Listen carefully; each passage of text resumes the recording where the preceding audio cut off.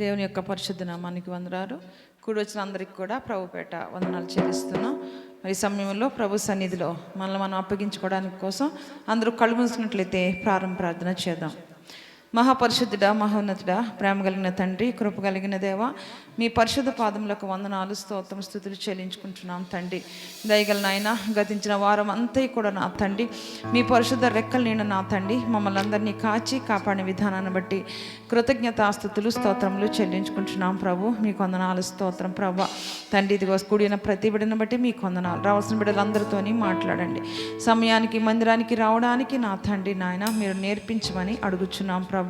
ఇదే నా నాయన బల్లలోపు నాయన మేము తండ్రి ఆ పాలు పంపులు పొందుకొని ఉండగా ప్రభు మమ్మల్ని అందరినీ సిద్ధపరిచి హృదయశుద్ధిని దయచేయండి నాయన. పాటల ద్వారా మిమ్మల్ని మహిళపరచాలని ఆశపడుచుండగా ఆత్మతోనూ సత్యంతోనూ మిమ్మల్ని ఆరాధించడానికి మమ్మల్ని అందరినీ సిద్ధపరిచి స్థిరపరచమని అడిగి వేడుకుంటున్నాం ప్రభు. స్తుతి ఆరాధనలో మీరుండండి నాయన, సాక్ష్యాల్లో మీరుండండి నా తండ్రి. అదేవిధంగా నా ప్రభు ముఖ్యంగా నా తండ్రి ప్రతి హృదయాన్ని కదిలించి నాయన తండ్రి నిన్ను హత్తుకునేటువంటి బలమైన వాక్కును ప్రభు అనుగ్రహించమని వేడుకుంటున్నా. మీ సన్నిధి కృపను మాకు దయచేయండి అయ్యా నా తండ్రి. మీ సన్నిధానం నీ స్థలం నుంచి నాయన కార్యక్రమం అంతా కూడా నా తండ్రి నాయన క్రమంగాను మర్యాదగాను జరుగునట్లుగా మీ కృపను దీవెన దయచేయమని జీవాధిపతి అని మీకు స్తుతులు వందనాలు చెల్లించుకుంటూ మా ప్రభును రక్షకుడు అనేటువంటి యేసే పరిశుద్ధ నామములో ఈ ప్రార్థన అడిగి వేడుకుంటున్నాం తండ్రి. ఆమేన్.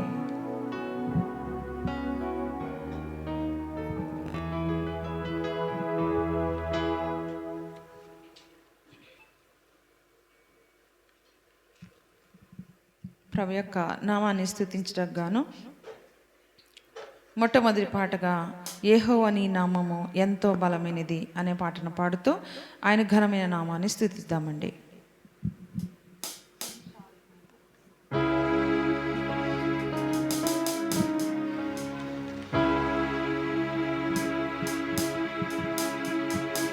యెహోవా నీ నామము ఎంతో బలమైనది, ఎంతో బలమైనది, ఎంతో బలమైనది. యెహోవా నీ నామము మోషే ప్రార్థించగా మన్నాను కురిపించితివి. మోషే ప్రార్థించగా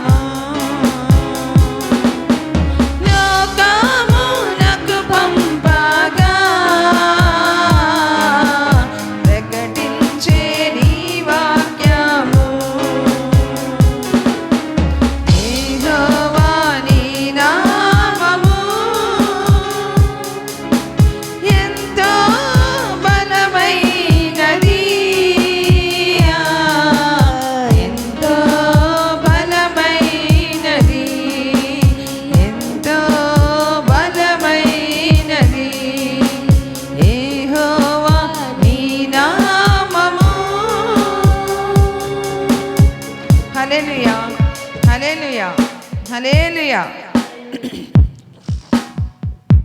రెండో పాటగా కన్న తల్లి చేర్చినట్లు నన్ను చేర్చు నా ప్రియుడు అనే పాటను పాడుతూ దేవునామాన్ని మహిమపడదామండి.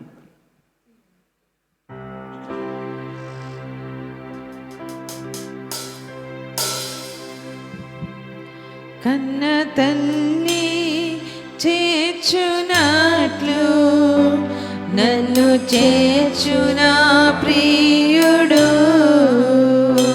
కన్న తల్లి చేర్చునట్లు నన్ను చేర్చు నా ప్రియుడు. హల్లెలూయా, హల్లెలూయా, హల్లెలూయా, హల్లెలూయా, హల్లెలూయా, హల్లెలూయా, హల్లెలూయా, హల్లెలూయా. కౌగిటిలో హత్తుకొను నా చింతనన్ బాపును. కౌగిటిలో హత్తుకొను నా చింతనన్ బాపును. కన్న తల్లి చేర్చునట్లు నన్ను చేర్చు నా ప్రియుడు. కన్న తల్లి చేర్చునట్లు నన్ను చేర్చు నా ప్రియుడు. చెయ్యి పట్టి నడుపును శిఖరముపై నిలుపును. చెయ్యి పట్టి నడుపును శిఖరముపై నిలుపును. కన్న తల్లి చేర్చునట్లు నన్ను చేర్చు నా ప్రియుడు. కన్న తల్లి చేర్చునట్లు నన్ను చేర్చు నా ప్రియుడు. హల్లెలూయా, హల్లెలూయా, హల్లెలూయా, హల్లెలూయా, హల్లెలూయా, హల్లెలూయా, హల్లెలూయా, హల్లెలూయా. నా కొరకై మరణించే నా పాపము భరించే. నా కొరకై మరణించే నా పాపము భరించే. కన్న తల్లి చేర్చునట్లు నన్ను చేర్చు నా ప్రియుడు. కన్న తల్లి చేర్చునట్లు నన్ను చేర్చు నా ప్రియుడు.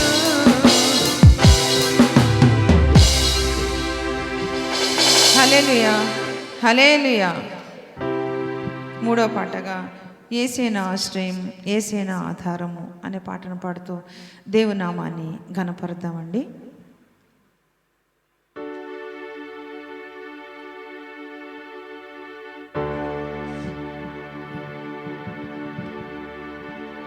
యేసే నా ఆశ్రయము, యేసే నా ఆధారము, యేసే నా ఆశ్రయము, యేసే నా ఆధారము.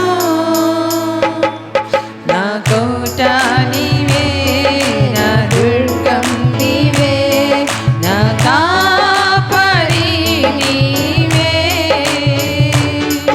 నా కోట నీవే, నా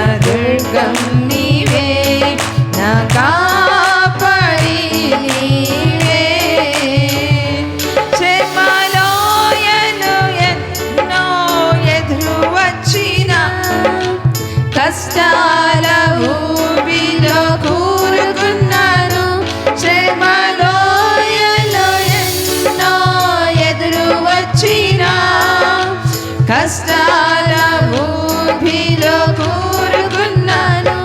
నన్ను లేవనెత్తును, నన్ను బలపరచును, నాకు శక్తినిచ్చి నడిపించును. నన్ను లేవనెత్తును, నన్ను బలపరచును, నాకు శక్తినిచ్చి నడిపించును. యేసే నా ఆశ్రయము, యేసే నా ఆధారము, యేసే నా ఆశ్రయము, యేసే నా ఆధారము. నా కోట నీవే, నా దుర్గం నీవే, నా కాపరి నీవే. నా కోట నీవే, నా దుర్గం నీవే, నా కాపరి నీవే. జీవనావలో తుఫాను చెలరేగినా, ఆత్మీయ జీవితంలో అలలు ఎగసినా, జీవనావలో తుఫాను చెలరేగినా, ఆత్మీయ జీవితంలో అలలు ఎగసినా, నాకు తోడుండును, నన్ను దరి చేర్చును, చుక్కాని అయి దారి చూపును. నాకు తోడుండును, నన్ను దరి చేర్చును, చుక్కాని అయి దారి చూపును. యేసే నా ఆశ్రయము, యేసే నా ఆధారము, యేసే నా ఆశ్రయము, యేసే నా ఆధారము. నా కోట నీవే, నా దుర్గం నీవే, నా కాపరి నీవే. నా కోట నీవే, నా దుర్గం నీవే, నా కాపరి నీవే. దినమంతయు చీకటి అలుముకొన్నాను, బ్రతుకే భారమైన సంద్రమైనను. దినమంతయు చీకటి అలుముకొన్నాను, బ్రతుకే భారమైన సంద్రమైనను.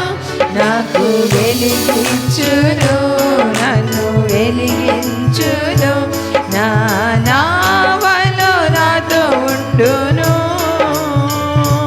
నాకు వెలిగించును, నన్ను వెలిగించును, నా నావలో నాతో ఉండును. యేసే నా ఆశ్రయము, యేసే నా ఆధారము, యేసే నా ఆశ్రయము, యేసే నా ఆధారము. నా కోట నీవే, నా దుర్గం నీవే, నా కాపరి నీవే. నా కోట నీవే, నా దుర్గం నీవే, నా కాపరి నీవే. హల్లెలూయా, హల్లెలూయా, హల్లెలూయా.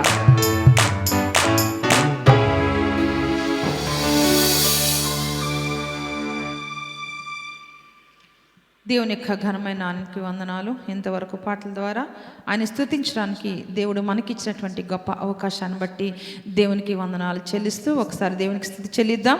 హల్లెలూయా, హల్లెలూయా, హల్లెలూయా.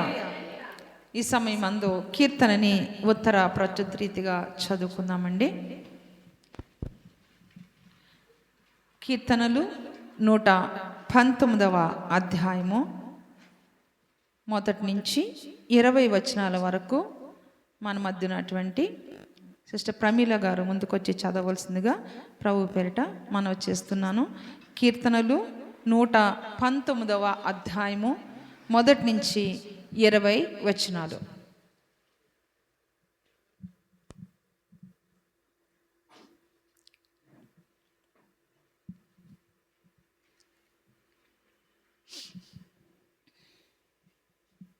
నూట 19వ దావీదు కీర్తన మొదటి నుంచి 20 వచనాలు.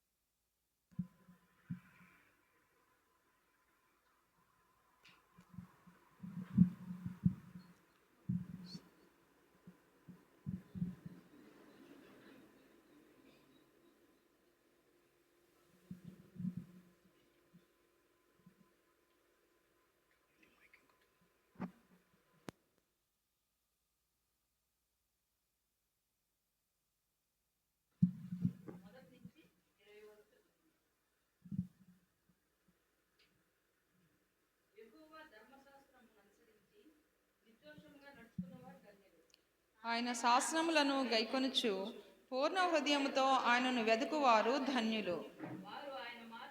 నడుచుకొనుచు ఏ పాపమును చెయ్యరు. నీ ఆజ్ఞలను జాగ్రత్తగా గైకొనవలనని నీవు మాకు ఆజ్ఞాపించి ఉన్నావు. ఆహా, నీ కట్టడలను గైకొనున్నట్లు నా ప్రవర్తన స్థిరపడి ఉండని ఎంత మేలు. నీ ఆజ్ఞలన్నిటినీ నేను లక్ష్యము చేయనప్పుడు నాకు అవమానమును కలిగినేరదు. నీతిగల నీ న్యాయ విధులను నేను నేర్చుకున్నప్పుడు యథార్థ హృదయంతో నీకు కృతజ్ఞతాస్తుతులు చెల్లించెదను. నీ కట్టడలను నేను గైకొందును, నన్ను బొత్తిగా విడనాడకము. యవ్వనులు దేని చేత తమ నడత శుద్ధిపరచుకుందురు? నీ వాక్యం బట్టి దానిని జాగ్రత్తగా చూచుకున్నట్టు చేతనే కదా. నా హృదయముతో నిన్ను వెతికి ఉన్నాను, నన్ను నీ ఆజ్ఞలను విడిచి తిరగనీయకము. నీ ఎదుట నేను పాపం చేయకుండానట్లు నా హృదయంలో నీ వాక్యం ఉంచుకొని ఉన్నాను. యెహోవా, నీవే స్తోత్రము నొందదగిన వాడవు, నీ కట్టడలను నాకు బోధించుము. నీ నోట నీవు సెలవిచ్చిన న్యాయ విధులన్నిటినీ నా పెదవులతో వివరించుదును. సర్వ సంపదలు దొరికినట్లు నీ శాసనముల మార్గమును బట్టి నేను సంతోషించుచున్నాను. నీ ఆజ్ఞలను నేను ధ్యానించెదను, నీ త్రోవలను మన్నించెదను. నీ కట్టడలను బట్టి నేను హర్షించెదను, నీ వాక్యమును నేను మరవకయుందును. నీ సేవకుడనైన నేను బ్రతుకున్నట్లు నా ఎడల నీ దయారసము చూపుము. నీ వాక్యమును బట్టి నేను నడుచుకొనుచుందును. నేను నీ ధర్మశాస్త్రం నందు ఆశ్చర్యమైన సంగతులను చూచునట్లు నా కన్నులు తెరువుము. నేను భూమి మీద పరదేశినై ఉన్నాను, నీ ఆజ్ఞలను నాకు మరుగు చేయకము. అందరూ చదువుకుందాం. నీ న్యాయ విధుల మీద నాకు ఎడతెగని ఆశ కలిగి ఉన్నది, దాని చేత నా ప్రాణం క్షీణించుచున్నది. దేవుడి పరిశుద్ధ వాక్యం మన ఆత్మీయులకి దీవించును గాక. ఆమేన్. ఈ సమయంలో సాక్ష్యాలకి అవకాశం ఇవ్వబడుతుందండి. ఎవరైనా మీ సాక్ష్యాలు పంచుకోవాలని ఆశపడుతున్నట్లయితే దయతో ముందుకు వచ్చి సాక్ష్యాలు పంచుకోవాల్సిందిగా ప్రభువు పేరిట మనవి చేస్తూ ఉన్నాను.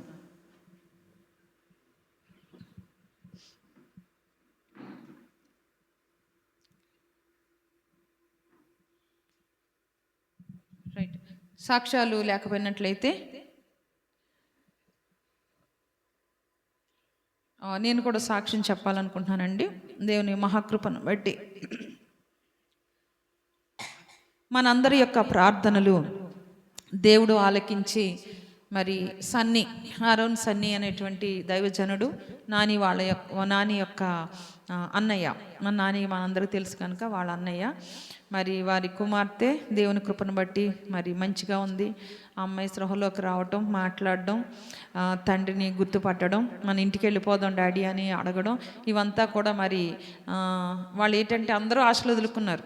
తల్లిదండ్రులే కాదండి, హాస్పిటల్ వారు కూడా ఆశలు వదిలేసుకున్నారు. మనం కూడా నాకు అనిపిస్తే ప్రార్థన చేస్తున్నప్పటికీ ఏదో డబ్బు సాయం చేద్దాము అన్న ఒక ఉద్దేశమే తప్పితే ఏమో అన్న ఆలోచన అందరికీ వచ్చేసింది నిజానికి. ఎందుకంటే 3 years చిన్నపిల్ల పాప, అంత చిన్న పిల్లకి అంత భయంకరమైన వ్యాధి అని అంటే అది ఆమె తట్టుకోలేనటువంటి భయంకరమైంది. కాకపోతే మరి దేవుడు అన్నిటికీ కూడా మరి సర్వాధికారం కలిగినటువంటి దేవుడు మన దేవుడు. సృష్టించాలన్నా కదండి, మరి దాన్ని పాడు చేయాలన్నా, దాన్ని బ్రతికించాలన్నా, దాన్ని నడిపించాలన్నా, ఏం చేయాలన్నా కూడా ఆయన చేతుల్లో ఉంది కదా.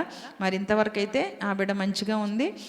అయితే ఇంకా ఐసీలోంచి తీసుకురాలేదు, ఈరోజు జనరల్కి వేస్తారని అన్నారంట. దయతో మరి ఎవరైతే ప్రార్థన చేస్తున్నాం, మన అందరం చేస్తున్నాం, ఒక్కలే చేస్తున్నారు ఇద్దరే చేస్తున్నారని లేదు కదండి.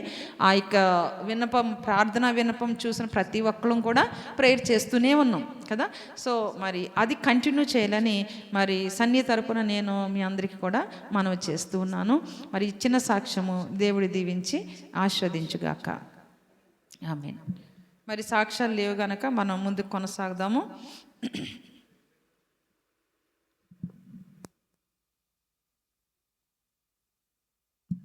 మరొక ప్రేయర్ రిక్వెస్ట్ అండి.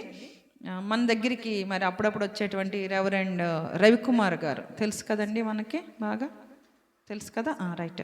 వాళ్ళ ఫాదర్కి కొంచెం హెల్త్ ప్రాబ్లం ఉంది, అంటే అది క్యాన్సర్. అయితే ఆయనకి ఈరోజు రేపు సర్జరీ ఉందంటండి. దయతో ప్రార్థనలో జ్ఞాపకం చేసుకోమని ఆయన రిక్వెస్ట్ పెట్టారు మనకి. సో మన సంఘం ఏది చేసినా కలిసికట్టుగా ఎంతమంది మరి హృదయపూర్తిగా చేసినప్పుడు ఎన్నో విజయాలు మనం చూసాం. అంటే 1-2 ఇక్కడ అక్కడ ఏంటంటే ఆయన చిత్తం కనుక మనం దాన్ని మార్చలేము. కానీ మ్యాక్సిమం అన్నీ కూడా ఎంత ప్రార్థన చేసిన ప్రతి ఒక్కటి కూడా దేవుడు గొప్ప కార్యాన్ని జరిగించారు కనుక మరి ఈ విషయంలో కూడా దయతో జ్ఞాపకం చేసుకోవాలని మనం చేస్తున్నాను.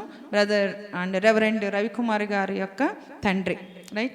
రేపు సర్జరీ ఉందటండి, దయతో జ్ఞాపకం చేసుకోవాల్సిందిగా ప్రభు పేరట మనం చేస్తున్నాను. ఈ సమయంలో మనందరం లేచి నిలబడి దేవుని యొక్క నామాన్ని స్తుతిద్దామండి. ఆయన నామాన్ని ఘనపరుద్దాం.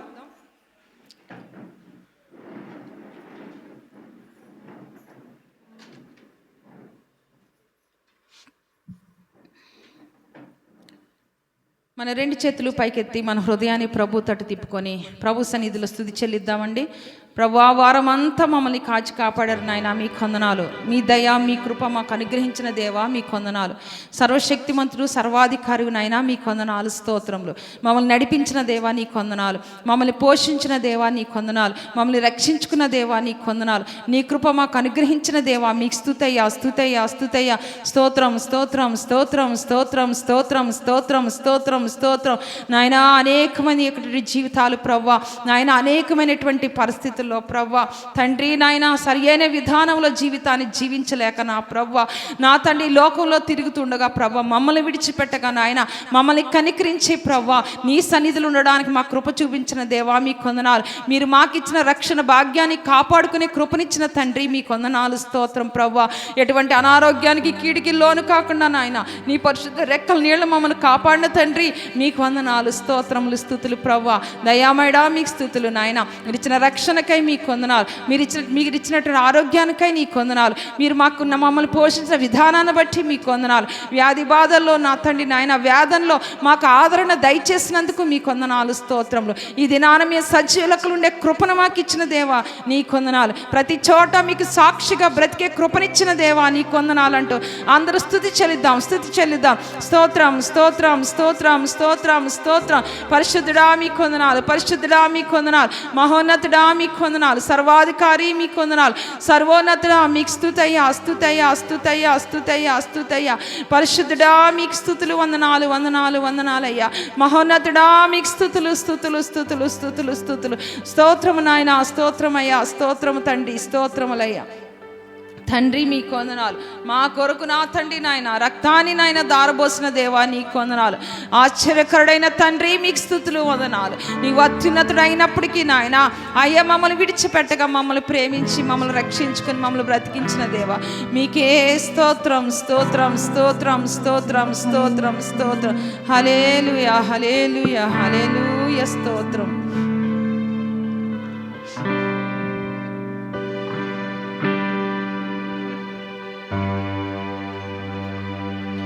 అత్యున్నత సింహాసనముపై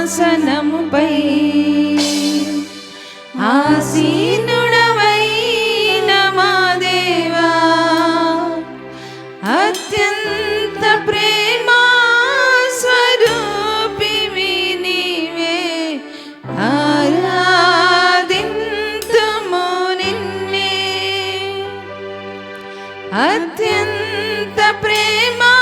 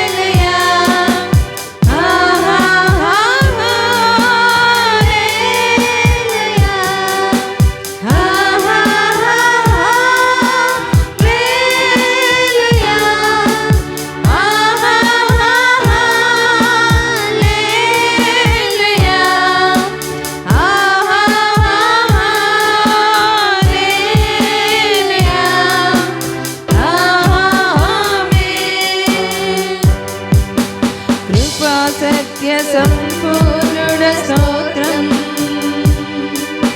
కృపతో రక్షించితివి స్తోత్రం. కృపా సత్య సంపూర్ణుడ స్తోత్రం.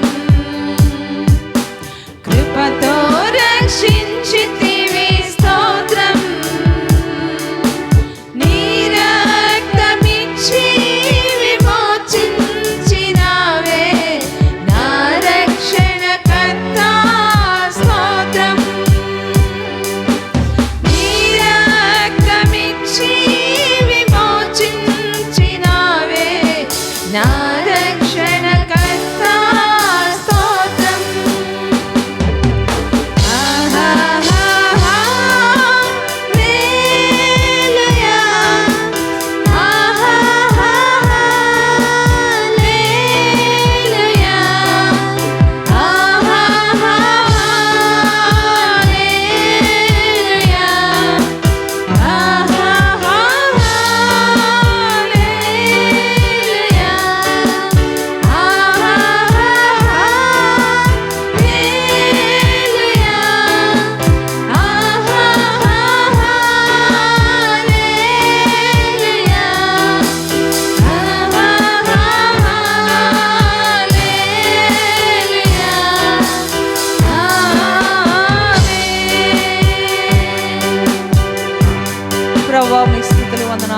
స్తోత్రములు.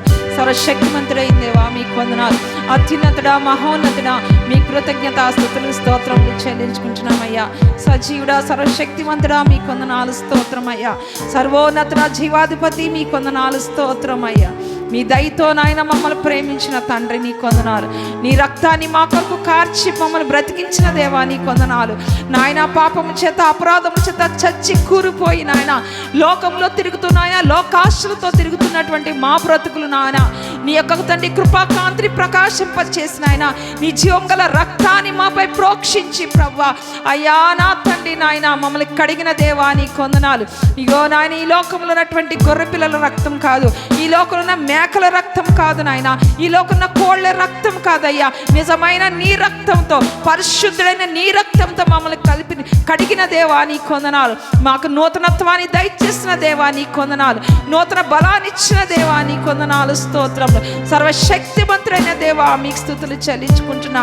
ఇదిగో నాయన మమ్మల్ని మా సంఘాన్ని ప్రేమించిన తండ్రి నీ కొందనాలు. ఇక్కడ ప్రతి బిడ్డని కూడా మీరు ప్రేమించిన దేవా మీ కొందనాలు. నీ ప్రేమలో పక్షపాతం లేదు నాయన, నీ ప్రేమకై కృతజ్ఞతాస్తుతులు చెల్లించుకుంటున్నాం. ఇదిగో నాయన మా జీవితంలో చేసినటువంటి ఈ వారం అంతా నేను మీ ఇచ్చిన కాపుదలకై కృతజ్ఞతాస్తుతులు స్తోత్రములు చెల్లించుకుంటూ మీరు మా పక్షంని నడిపించిన ప్రతి ఒక్క కార్యాన్ని బట్టి వందనాలు చెల్లించుకుంటూ మా ప్రభును ప్రియరక్షకుడు సర్వోన్నతమైనటువంటి యేసయ్య అత్యున్నతమైన నామంలో ఈ స్తుతి ఆరాధన సమర్పించుకుంటున్నాము తండ్రి. ఆమేన్ ఆమేన్. అందరూ దయచేసుకోవచ్చు.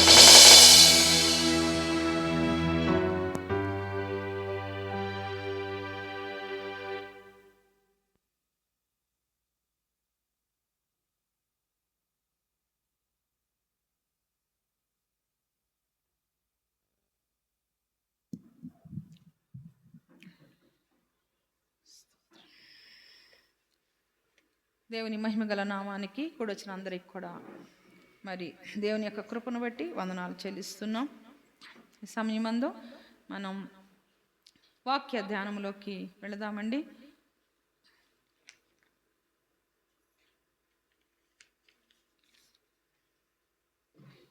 ఇది నా వాక్యం నిమిత్తము దేవుడు మనకిచ్చినటువంటి భాగాన్ని చదువుదాం. న్యాయాధిపతులు 4వ అధ్యాయము, న్యాయాధిపతుల గ్రంథము 4వ అధ్యాయము 9వ వచనాన్ని నేను చదువుతున్నాను. అప్పుడు ఆమె, నీతో నేను అగత్యముగా వచ్చేదను, అయితే నీవు చేయు ప్రయాణం వలన నీకు ఘనత కలుగదు. యెహోవా ఒక స్త్రీ చేతికి సిసెరాను అప్పగించునని చెప్పి తాను లేచి బారాక్తో కూడా కాదేశునకు వెళ్ళాను.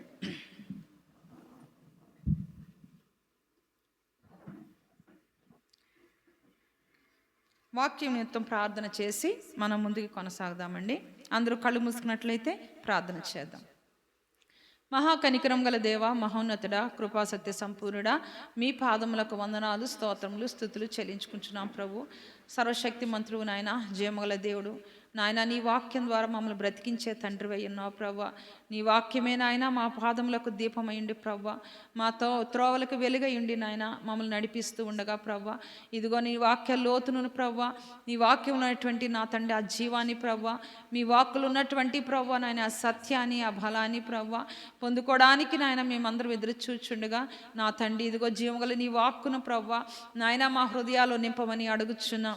ఇదిగో నాయన నీ బిడ్డగా నాయన నిలబడి ఉండగా ప్రభు నన్ను పూర్తిగా మీ స్వాధీనంలోకి తీసుకోండి నాయన, నన్ను శిరస్సు చరిపాదం వరకు కడగండి ప్రభు నా తండ్రి. ఇదిగో దివ్యమైన నీ వాక్కును ప్రభు, బలమైన నీ వాక్కును నాయ ప్రభు మీరు వివరించడానికి నాయన, నీ వాక్కును మాకు అందించడానికి నీ బిడ్డనే నన్ను బోరగా వాడుకొనమని అడుగుచున్నా. నా జ్ఞానం ఏమాత్రము దీనిలో కలవకుండా, నా యొక్క తెలివి ఏమాత్రము దీనిలో కలవకుండా నీ దివ్యమైన వాక్కును నాయన పరిశుద్ధంగా నాయన తండ్రి నాయన నోటిలోంచి బయలు వెడలింపచేయమని అడుగుచున్నాం ప్రభు. అందు నిమిత్తమైన నన్ను కడగండి, కాల్చండి నాయన, పరిశుద్ధపరచండి. జీవాధిపతి మీ కొందనాలు రిక్తురాలైన నీ వాక్యంతో నింపి ప్రభు ఈ యొక్క తండ్రి నాయన పాత్రను నా తండ్రి నాయన నీ వాక్యంతో నింపి ప్రభు నాయన బలమైనటువంటి శక్తివంతమైన నీ వాక్కును మాకు అనుగ్రహించమని వేడుకుంటున్నాం తండ్రి. నీ కొందనాలు స్తోత్రములు. ఆదరించే వాక్యమును, ధైర్యం ఇచ్చే వాక్యమును, బ్రతికించే వాక్యమును ప్రభు, జీవించే వాక్యాన్ని ప్రభు మాకు దయచేయమని నీ సన్నిధిలో అడుగుచున్నా. నే మాట్లాడితే కార్యాలు జరగవు నా తండ్రి, మీరు మాట్లాడి నా దేవా నీ కృపతో నాయన తండ్రి అద్భుతమైన నీ కార్యాలు జరిగించమని వేడుకుంటున్నాం. నీ కొరకు నాయన పౌరుషంగాను ప్రభువా, నీ కొరకు శక్తివంతంగాను నిలబడడానికి, నడవడానికి మాకు కావాల్సినటువంటి పరిశుద్ధతను శక్తిని అనుగ్రహించి నడిపించమని, మీ అగ్ని చేత మమ్మల్ని నడిపించమని సర్వోన్నత మీ కొందనాలు చెల్లించుకుంటూ నన్ను మీకు అప్పగించుకుంటూ నన్ను మరుగుపరచమని వేడుకుంటూ యేసే పరిశుద్ధ నామములో ఈ ప్రార్థన అడిగి వేడుకుంటున్నాను తండ్రి, ఆమేన్.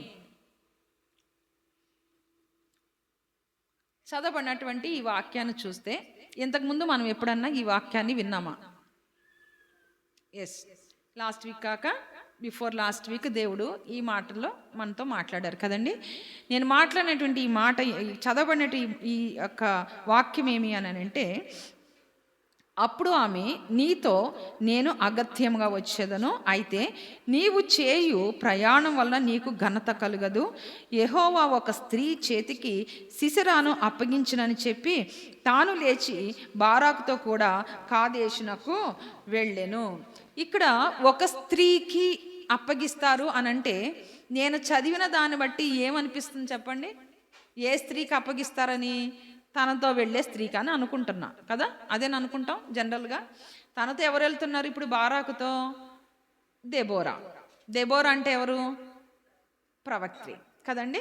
ఈ ప్రవక్తి లబ్బీదోక అనేటువంటి వ్యక్తి యొక్క భార్య. ఇశ్రాయేలీకి ఆ సమయంలో ఈమె ఎట్లా ఉండేదంట?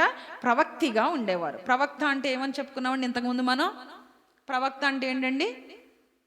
దేవుని యొక్క వాక్కు ఆ మనిషిలోకి వచ్చి వారి నోట్లోంచి బయటకు వస్తుంది. ఆ వాక్కు వచ్చేంత వరకు ఆ సర్టెన్ పర్సన్కి ఆ వాక్ ఏమో వాళ్ళకు కూడా తెలీదు కదండి, వాళ్ళకు కూడా తెలీదు. కానీ ఆ బయటికి వచ్చినాక వింటున్న వాళ్ళకి చెప్పేవాళ్ళకి కదా, ఇద్దరికీ కూడా ఆ వాక్కు అప్పుడు అర్థమవుతుంది అనమాట. అర్థమైంది కదండి. అయితే ఈమె కూడా ఒక ప్రవక్తిగా ఉండి దేవుని వాక్కు తనలో నుంచి బయటికి వస్తూ ఉన్నప్పుడు ఆ వాక్కుని ఇతరులకు ఇస్తూ న్యాయము తీరుస్తూ ఉండేదంట. ఎందుకంటే అప్పట్లో న్యాయాధిపతులు అని అంటే వాళ్ళ యొక్క జాబ్ ఏంటి? న్యాయము తీర్చడమే కదండి. అయితే న్యాయము తీరుస్తూ ఉండేది. అయితే దేవుని వాక్కు ఆమెకు ప్రత్యక్షమయ్యి, ఇదిగో నీవు ఏం చేస్తా, బారాకు అనేటువంటి వ్యక్తిని ఇప్పుడు యుద్ధానికి పంపించమని ఆ యొక్క సిసెరా అనేటువంటి లేదంటే అపోనెంట్ ఎవరైతే ఉన్నారో వారితో యుద్ధం చేయడానికి నేను శక్తిని ఇస్తాను, వారిని అప్పగిస్తానని దేవుని యొక్క వాక్యం ఇక్కడ చెప్తా ఉంది. అయితే ఈమె కూడా ఇతనితో చెప్తుంది, ఎవరికండి? బారాకుతో, నీవు యుద్ధానికి వెళ్ళయ్యా, దేవుడు ఈరోజు నీకు విజయాన్ని ఇస్తా అంటున్నాడు, దేవుడు ఏం చేస్తా, నీ చేతికి ఆ శత్రువుల్ని అప్పగిస్తానంటున్నాడు అని చెబితే ఈ బారాకు ఏమంటున్నాడో తెలుసండి? ఏమంటున్నాడు? యుద్ధానికి వెళ్ళవలసిన ఇతడు, నీవు చెప్పావు కనుక నీవు నాతో రా. ఇంతకుముందు ఏ విషయంలో ఈ మాట దేవుడు మనతో మాట్లాడారు? దేవుని సన్నిధి గురించి మాట్లాడుతున్నప్పుడు దేవుని సన్నిధిని కోరుకోక అతడు ఎవరి సన్నిధిని కోరుకున్నారని దేవుని వాక్యంలో దేవుడు మనతో వివరించి మాట్లాడారు. ఆమె సన్నిధిని కోరుకున్నట్లుగా. వాక్యం గుర్తుందండి, మర్చిపోయారా? పోయిన వారం కాక ముందు వారం దేవుడు మనతో మాట్లాడిన మాట ఏంటి అని అంటే, ఆయన సన్నిధి మనతో వస్తే ఏం జరుగుతుంది, అదే కదా అంశం, అదేనండి. పోన్లే, దేవుని స్తోత్రం, గుర్తుంది.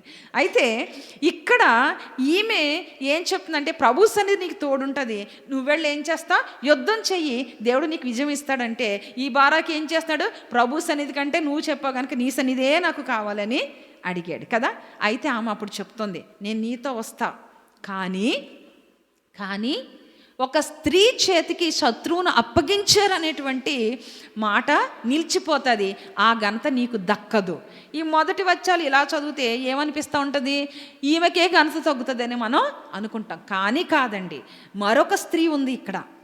ఇప్పుడు నేను ఇది చదువుతూ ఆ స్త్రీ గురించి ఒక మాట చెప్పి ఈ విషయాన్ని దేవుని చిత్తమైతే మరొకసారి దేవుడు మాట్లాడేటట్టు ప్రార్థన చేద్దామన్నా. మీరు చేశారు లేదో తెలియదు కానీ ప్రభువా మాట్లాడుతున్నావు కదా, నాకు నేర్పించని నేను చేశా. అందుకే దేవుడు మరలా ఆ వాక్యాన్ని మనకి ఇచ్చారనమాట. ఏంటది అని అంటే గనక, ఇక్కడ ఈ బారాకు యుద్ధం చేయవలసినటువంటి వ్యక్తి ఎవరు అని అంటే సైన్యాధిపతి అయినటువంటి సిసెరా. ఎవరండి? సైన్యాధిపతి అయినటువంటి సిసెరా. ఈ సైన్యాధిపతి ఎవరు అంటే కనాను రాజు అయినటువంటి అబీను అనేటువంటి వ్యక్తి. ఎవరండి? కనాను రాజు అయినటువంటి అబీను అనేటువంటి వ్యక్తి. అంటే రాజు యొక్క సేనాధిపతి ఎవరు, సర్వ సైన్య అధ్యక్షుడు ఎవరు అంటే ఈ సిసెరా. ఈ సిసెరా గొప్పతనం ఏంటి? ఈ సిసెరాను చూసి ఎందుకు జనాలు భయపడతారు? బారాకు కూడా ఎందుకు భయపడ్డాడంటే ఇతడికంట 900 ఇనప రథాలు ఉన్నాయట. అంటే ఈ 900 ఇనప రథాలు ఎవరి అంట? సిసెరావే, సైన్యాధిపతివే. ఇంత అంటే 900 ఇనుప రథాలు ఉన్నాయంటే అంతమంది సైనికులను వేసుకుని వస్తాడని అర్థం కదా.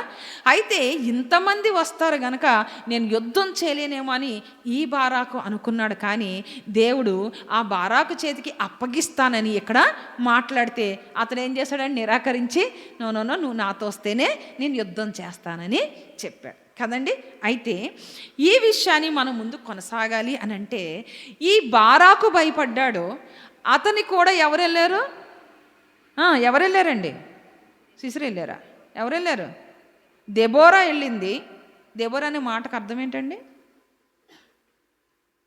అమ్మగారు ఇన్నిసార్లు చెప్పుంటారు, తేనెటీగా అని అర్థం. ఆ మాటకు అర్థం ఏంటంటే తేనెటీగా. అయితే ఈమె వెళ్ళినప్పటికీ కూడా ఇక్కడ జరిగినటువంటి విషయం వీళ్ళిద్దరికీ దేవుడు అప్పగించలేదండి, అతన్ని మరొక వ్యక్తికి దేవుడు అప్పగించాడు. ఆ మాటలు మనం చదువుదామండి. ఇక్కడ ఇదే అధ్యాయంలో 16వ అధ్యాయం నుంచి నేను చదువుతున్నాను, దయతో చూడండి అందరూ. బారాకు ఆ రథములను సేనలను, అదే అధ్యాయం అండి, 4వ అధ్యాయమే, న్యాయాధిపతులు 16వ వచనం. బారాకు ఆ రథములను సేనను అన్యుల హరోషేతు వరకు తరుమగా సిసెరా యొక్క సర్వసేనయు కత్తివాత కూలెను, ఒక్కడైనను మిగిలి ఉండలేదు. హసోరు రాజైన అబీనుకును కయీనీయుడైన హెబెరు వంశస్థులకును సమాధానము కలిగి ఉండను గనక సిసెరా కాలినడకను కయీనీయుడగు హెబెరు భార్య అయిన యాయేలు గుడారమునకు పారిపోయెను. అప్పుడు యాయేలు సిసెరాను ఎదుర్కొనబోయి అతన్ని చూచి, నా ఏలినవాడా, నా తట్టు తిరుగుము భయపడకమని చెప్పినందున అతడు ఆమె గుడారమునకు జొచ్చెను. ఆమె గొంగళితో అతని కప్పగా అతడు దప్పిగొని ఉన్నాను, దయచేసి దాహమునకు కొంచెము నీళ్ళిమ్మని అడిగాను. ఆమె ఒక పాలబుడ్డి విప్పి అతనికి దాహం ఇచ్చి అతన్ని కప్పుచుండగా అతడు గుడారపు ద్వారమున నిలిచిండుము, ఎవడే కానీ లోపలికి వచ్చి ఇక్కడ ఎవడైనానున్నాడా అని నిన్ను అడిగిన ఎడల నీవు ఎవడనూ లేడని చెప్పవలెనెను.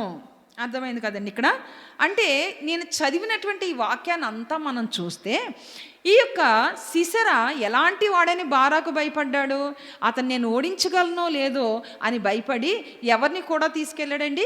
ఒక స్త్రీ అయినటువంటి ఎవరండి ఆమె పేరు?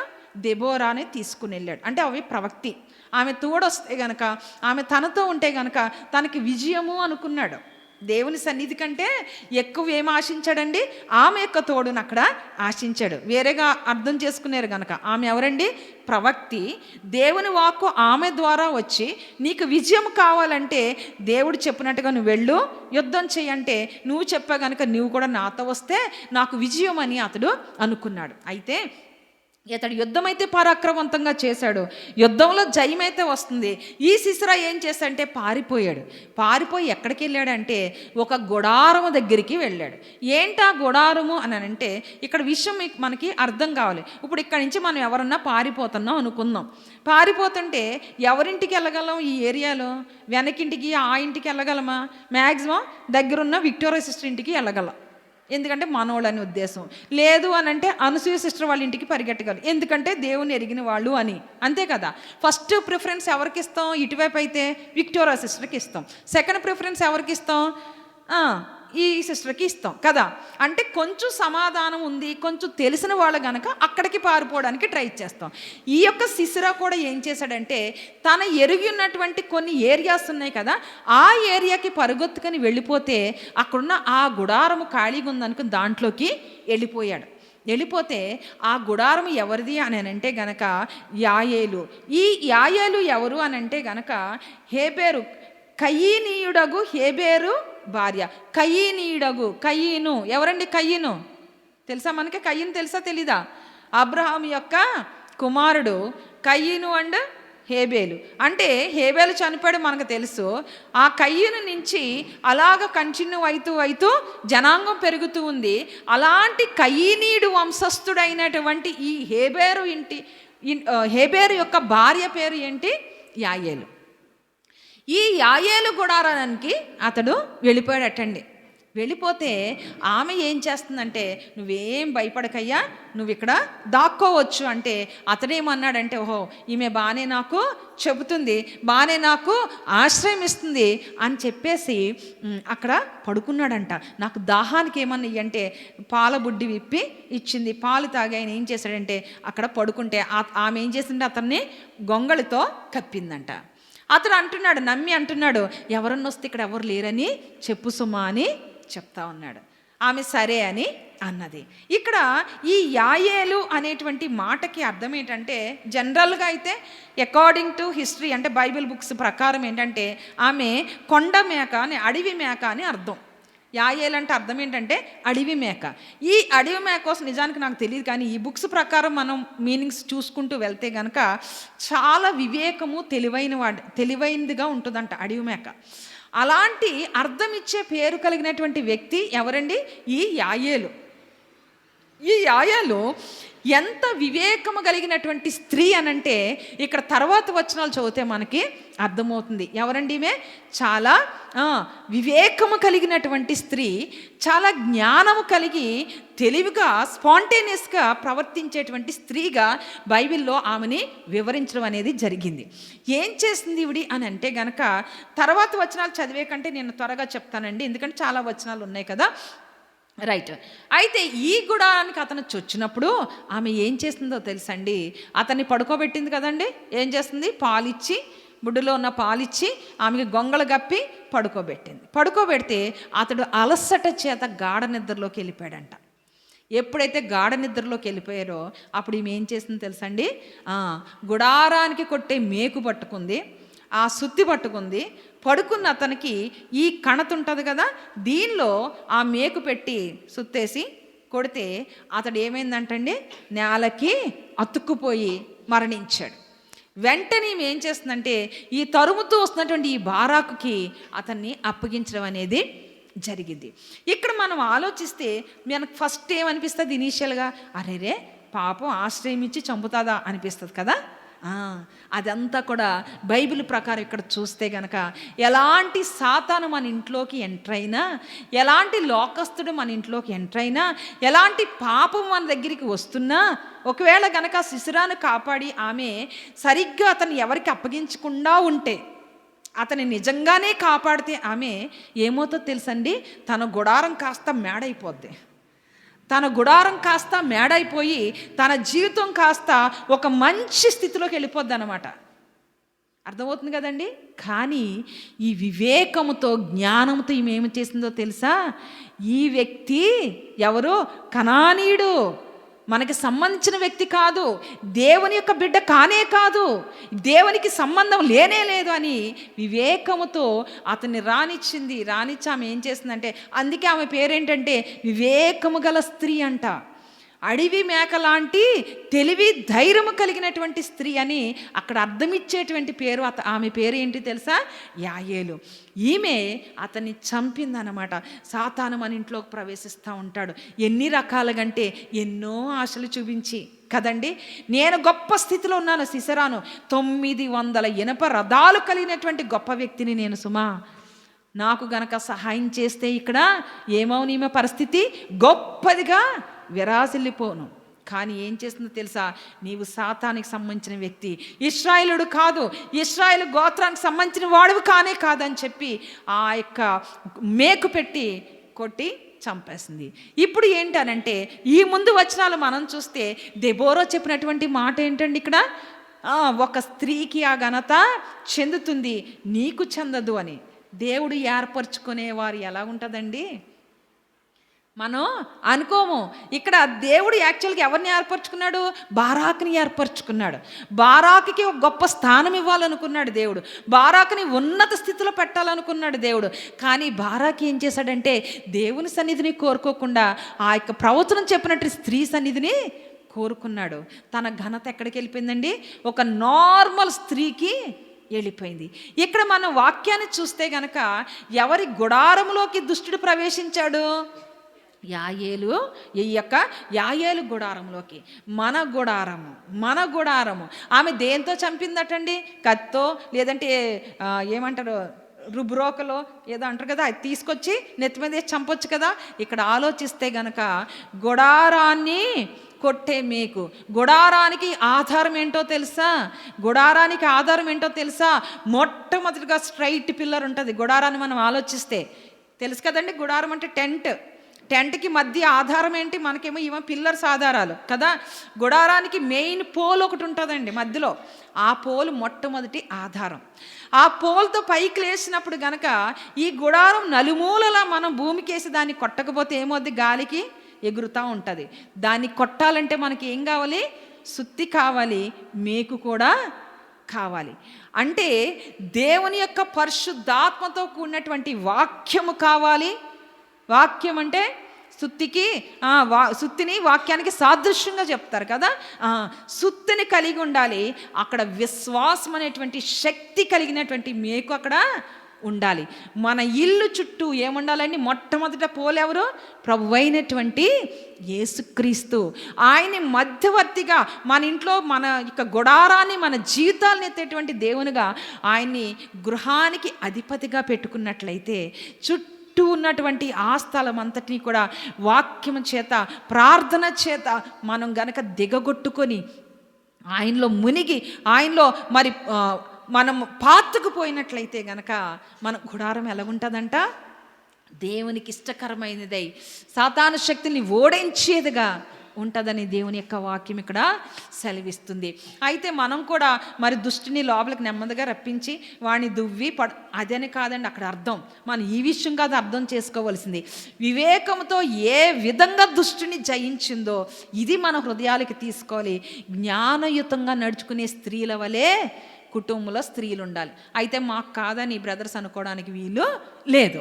మన గృహంలో ఉండే ప్రతి ఒక్కరికి కూడా ఈ జ్ఞానం అనేది బోధింపబడాలనేది దేవుని యొక్క చిత్తమైనది. మన ఇల్లు గుడారం అంటే దేనికండి? మన ఇంటికి సాదృశ్యం.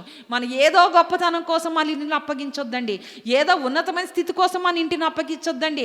మన ఏదో మరొక సరదా కోసం మన ఇంటిని అప్పగించొద్దండి. మరి ఏ ఇతరత్ర విషయాల కోసం మన ఇంటిని ఎట్టి పరిస్థితిలో అప్పగించడానికి వీల్లేదు. మన గుడారంలో మనకి ఎవరు కావాలి? మొట్టమొదటిగా దేవుడు మొట్టమొదటి వ్యక్తిగా ఉండాలి.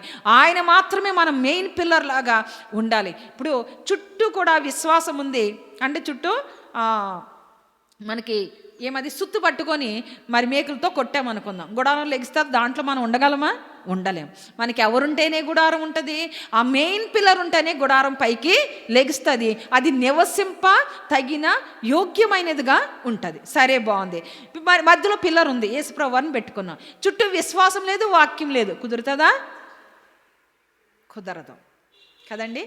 యేసుప్రభువారు ఉండాలి, మనకు కూడా విశ్వాసం ఉండాలి, వాక్య బలము ఉండాలి. ఇవన్నీ కలిగి ఉంటేనే మన జీవితంలో మన ఇల్లు, మనం కట్టుకుంటున్న ఇల్లు, మన బిడ్డల్ని చంటి బిడ్డలు కాపాడుకుంటున్నామే ఆ ఇల్లు, మన వృద్ధుల్ని కాపాడుకుంటున్నామే ఆ ఇల్లు, మన యవ్వన బిడ్డల్ని కాపాడుకుంటున్నామే ఆ ఇల్లుని, ఆ గుడారాన్ని ఏం చేయాలండి? ప్రభువుకి అప్పగించే విధంగా, ప్రభుని కలిగి ఉన్న వ్యక్తులుగా, ప్రభు యొక్క వాక్యాన్ని కలిగి ఉన్న వ్యక్తులుగా, విశ్వాసం అనే శక్తిని కలిగి ఉన్న వ్యక్తులుగా మనం ఉన్నట్లయితే మనల్ని, మన ఇంటి వారిని మనం కాపాడుకోగలం. ఎవరి చేతిలో నుంచండి? సాతాను యొక్క బంధకాల నుంచని దేవుని యొక్క వాక్యం ఇక్కడ సెలవిస్తూ ఉంది. రెండవ విషయాన్ని మనం ముందుకు కొనసాగితే గనక చూద్దామండి. ఇక్కడ అబ్రహాము యొక్క గుడారం, అబ్రహాం కూడా గుడారం వేసుకున్నారా లేదా? వేసుకున్నారు. అబ్రహాం కంటే ఇల్లుందా లేదా? ఉందండి. ఆ విషయాన్ని కొద్దిగా దేవుని యొక్క వాక్యంతో మనం ముందుకు కొనసాగుదాం. ఆదికాండము 19వ అధ్యాయము, ఆదికాండము 19వ అధ్యాయము 1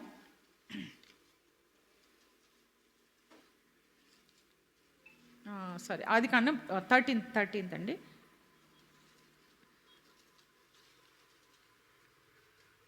ఆదికాండము 13వ అధ్యాయము 3-4 వచనాలు నేను చదువుతున్నా. మొదటి నుంచి చదివితే కొంచెం అర్థమైద్దా? థర్డ్ నుంచే చదువుతాను, చూడండి. అబ్రాము వెండి బంగారము పశువులు కలిగి బహు ధనవంతుడై ఉండెను. అతడు ప్రయాణము చేయుచు దక్షిణము నుండి బేతేలు వరకు, అనగా బేతేలుకును హాయికిని మధ్య తన గుడారము మొదట ఉండిన స్థలము వరకు వెళ్ళి తాను మొదట బలిపీఠమును కట్టిన చోట చేరెను. అక్కడ అబ్రాము యెహోవా నామమున ప్రార్థన చేసెను. ఈ వాక్యాన్ని మనం చూసినట్లయితే గనక అబ్రాము తన గుడారాన్ని కట్టుకున్న ప్రదేశం ఏంటంటే బేతేలుకును హాయికిని మధ్య. బేతేలు అనేటువంటి మాటకి అర్థం ఏంటంటే దేవుని యొక్క గృహం. దేవుని యొక్క గృహం. బేతేలు అనేటువంటి మాటకి అర్థం ఏంటండి? దేవుని యొక్క గృహము. మరి హాయి అనే మాటకి అర్థం ఏంటి? హాయి విన్నారా? హాయిగా కాదు, హాయి విన్నారు కదా? విన్నారా లేదండి? హాయ్ కాదు, హాయి కాదు, రైట్? ఏంటది? హాయి అనేటువంటిది ఒక ప్రదేశం. హాయి ఉన్నారంటే హాయి అంటది, లాజరు చెప్తున్నాడు ఇక్కడ. ఓకే, ఆ హాయిలు కాదండి. ఏంటండి? హాయి అంటే ఒక పట్టణం పేరు. ఎవరికన్నా ఈ పట్టణం పేరు గుర్తుందా? త్వరగా చెప్పాలండి, గుర్తు లేకపోతే నేనే చెప్పేస్తా, మన టైం అయిపోతుంది కదా. గుర్తుందా? లేదు. అదిగో లాజర్కి గుర్తులేదు. ఇంకెవరికన్నా? ఎవ్వరికి గుర్తులేదటండి. Very good. అంటే మన యాయేలు గుడారం వల్ల మన గుడారము ఉండట్లేదేమో, కొంచెం చూసుకోవాలి కదా, ఆలోచించాలి కదా. యాయేలకి ఏముంది? మధ్యలో యేసయ్య ఉన్నారు, మనందరికీ యేసయ్య ఉన్నారు కదా. వాక్యం అనే సుత్తి ఉంది గనక, విశ్వాసం అనే మేకుంది గనక సిసరాను చంపగలిగింది. యేసయ్య ఉన్నాడు అని అనుకుంటూ చుట్టూ గనక ఆ వాక్యము ఆ విశ్వాసం లేకపోతే గాలి వచ్చినప్పుడు ఏమొద్దండి? ఇలా ఇలా ఇలా ఇలా ఇలా కొట్టుకుంటూ ఉంటుంది. ఏమి రావాలో అన్ని లోపలికి వస్తాయి కదా. రైట్. అయితే ఇక్కడ మనం ఆలోచిస్తే కనుక హాయి అనేటువంటి మాటకి అర్థం ఏంటంటే శిథిలమైపోయిన అని అర్థం. అయితే ఎక్కడ ఈ హాయిని మనం చూసాము అని అంటే కనుక న్యాయాధిపతుల గ్రంథంలో, రెఫరెన్స్ మళ్ళీ తర్వాత చెప్తాను నెక్స్ట్ వర్డ్లో, న్యాయాధిపతుల గ్రంథంలో యెహోషువ ఇశ్రాయేలు సైన్యాన్ని అంతటినీ పట్టుకొని యోర్దాను దాటిన తర్వాత యెరికోతో యుద్ధం చేశారా? చేయలేదు. ఏం చేశారండి? యెరికో చుట్టూ దేవుని స్తుతిస్తూ పాటలు పాడుతూ తిరుగుతుంటే ఏమైందండి?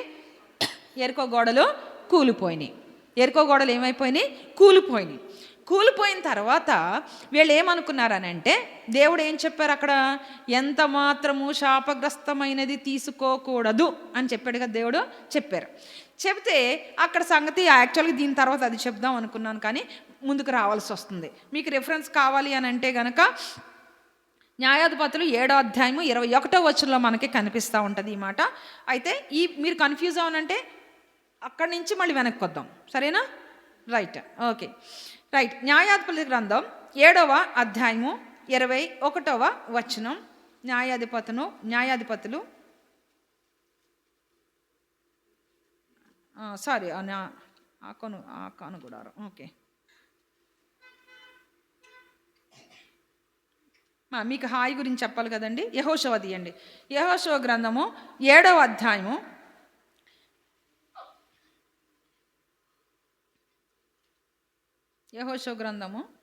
7వ అధ్యాయము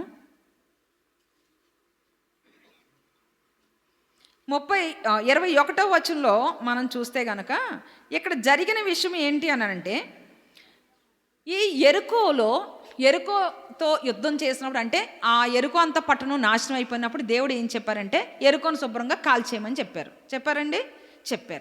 ఈ యెరికోను కాల్చేయమని చెప్పిన తర్వాత దీనిలో ఏమైందంటే, మనకు తెలిసినటువంటి బెస్ట్ ఫ్రెండ్ ఎవరంటే ఇక్కడ ఆకాను. ఏం చేశాడు ఆయన?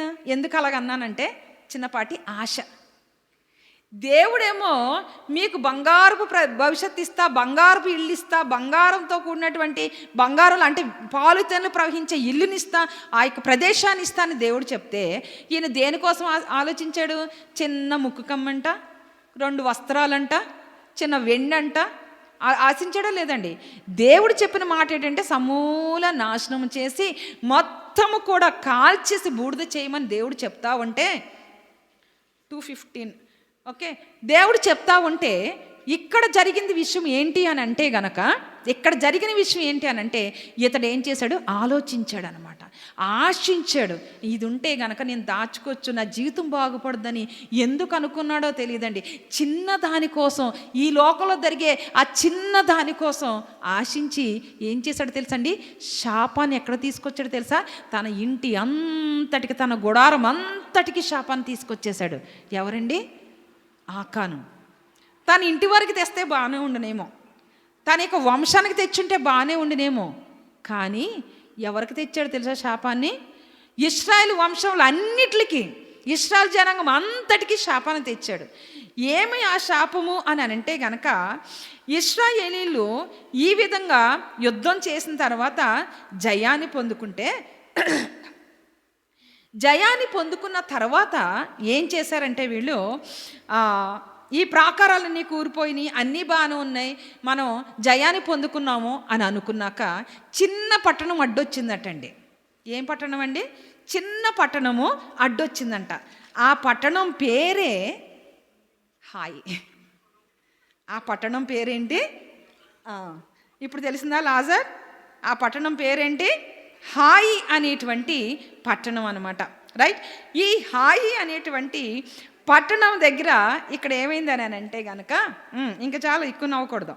రైట్, ఇక్కడ ఏమైందనంటే యుద్ధానికి వెళ్తే ఇశ్రాయేలీలు చిన్న పట్టణము, చిన్న జనాంగం ఉన్నటువంటి ఆ ప్రదేశంలో 3,000 మంది ఇశ్రాయేల్ని హతం చేసేసారంట. వాళ్ళే తిరిగి ఇశ్రాయేలీల్ని హాయి పట్టణస్థులు హతం చేశారు. అయితే ఇదేంటి ప్రవ్వా, నువ్వు అన్ని చోట్ల ఈ యోర్దాను దాటాక అంత విజయాన్ని ఇస్తాన్నావు కదా, ఈ హాయి పట్టణాన్ని చిన్నదిగా మేము చూసాం, కొద్దిమంది జనంగా మేము చూసాం, కానీ ఏమైందంట, వీళ్ళే మాలో 3,000 మందిని హతమార్చేశారు కదా ప్రవ్వా అని ప్రభు సన్నిధిలో యెహోషువ అండ్ ఇశ్రాయేల్ అందరూ ప్రార్థన చేస్తున్నారటండి. ప్రార్థన చేస్తూ ఉంటే అప్పుడు దేవుడు చెప్తున్నారు, నీలో అపవిత్రమైనది, శాపగ్రస్తమైనది ఉందని దేవుని యొక్క వాక్యం సెలవిస్తుంది. ఏముంది మా దగ్గర అపవిత్రమైనది, ఏముంది మా దగ్గర శాపగ్రస్తమైనది? ఎరుకోతో యుద్ధం చేస్తే నువ్వు చెప్పినవన్నీ మేము చేసాం, దాంట్లోంచి ఇంత కూడా మేము తీసుకోలేదు, ఏది ఆశించలేదు కదా ప్రవ్వా. ఎందుకు యుద్ధం అంటే దేవుడు డైరెక్ట్గా చెప్పరు కదండి, అన్నీ ఎలా ఉంటే దేవుడివి నేచురల్గానే ఉంటాయి కదా. దేవుడు ఎలాగంటే ఏమవ్వాలి, సముద్రం ఆరిపోవాలి కదా, నీళ్ళన్నీ ఆరిపోవాలి కదా. అలా చేశారా దేవుడు? నో. ఏం చేశారు, త్రూ అవుట్ ద నైట్ ఏమైంది, తూర్పు నుంచి గాలి వచ్చి దాన్ని పాయలుగా చేసిందంట నైట్ అంతా. దేవుడు ఏది చేసినా కూడా అంతే కరెక్ట్గా, అంతే నేచురల్గా ఉంటుంది. అంతేగాని ఇలాగంటే అలాగైపోయేటువంటి పరిస్థితులు రావు. ఎందుకంటే దానిలో కష్టం తెలియాలి, దాంట్లో అద్భుతం తెలియాలి, దానిలో విశ్వాసం పెరగాలి. అవన్నీ కూడా దేవుడు చేసే కార్యాలు అంతే గొప్పగా ఉంటాయి. అయితే ఇక్కడ కూడా ఏమైందంటే, ఈ యుద్ధం అయిన తర్వాత ఎవరు ఇలా ఓడిపోయిన పరిస్థితిని అడిగితే, ప్రవ్వా ఏంటంటే నువ్వు మొదలుపెట్టు, ఒకసారి ఏం చేస్తావు, నెతుకు నువ్వే, నెతికి ఎవరా దొంగని పట్టుకో అంటే ఇశ్రాయేలు అందరినీ కూడా ఈయన ఏం చేశాడంటే యెహోషువ 12 గోత్రాలని సెపరేట్ చేశాడు. అలాగ ఒకటి చేసుకుంటూ వస్తుంటే ఎవరు దొరికారటండి, ఆకాను యొక్క వంశము ఇక్కడ దొరికింది.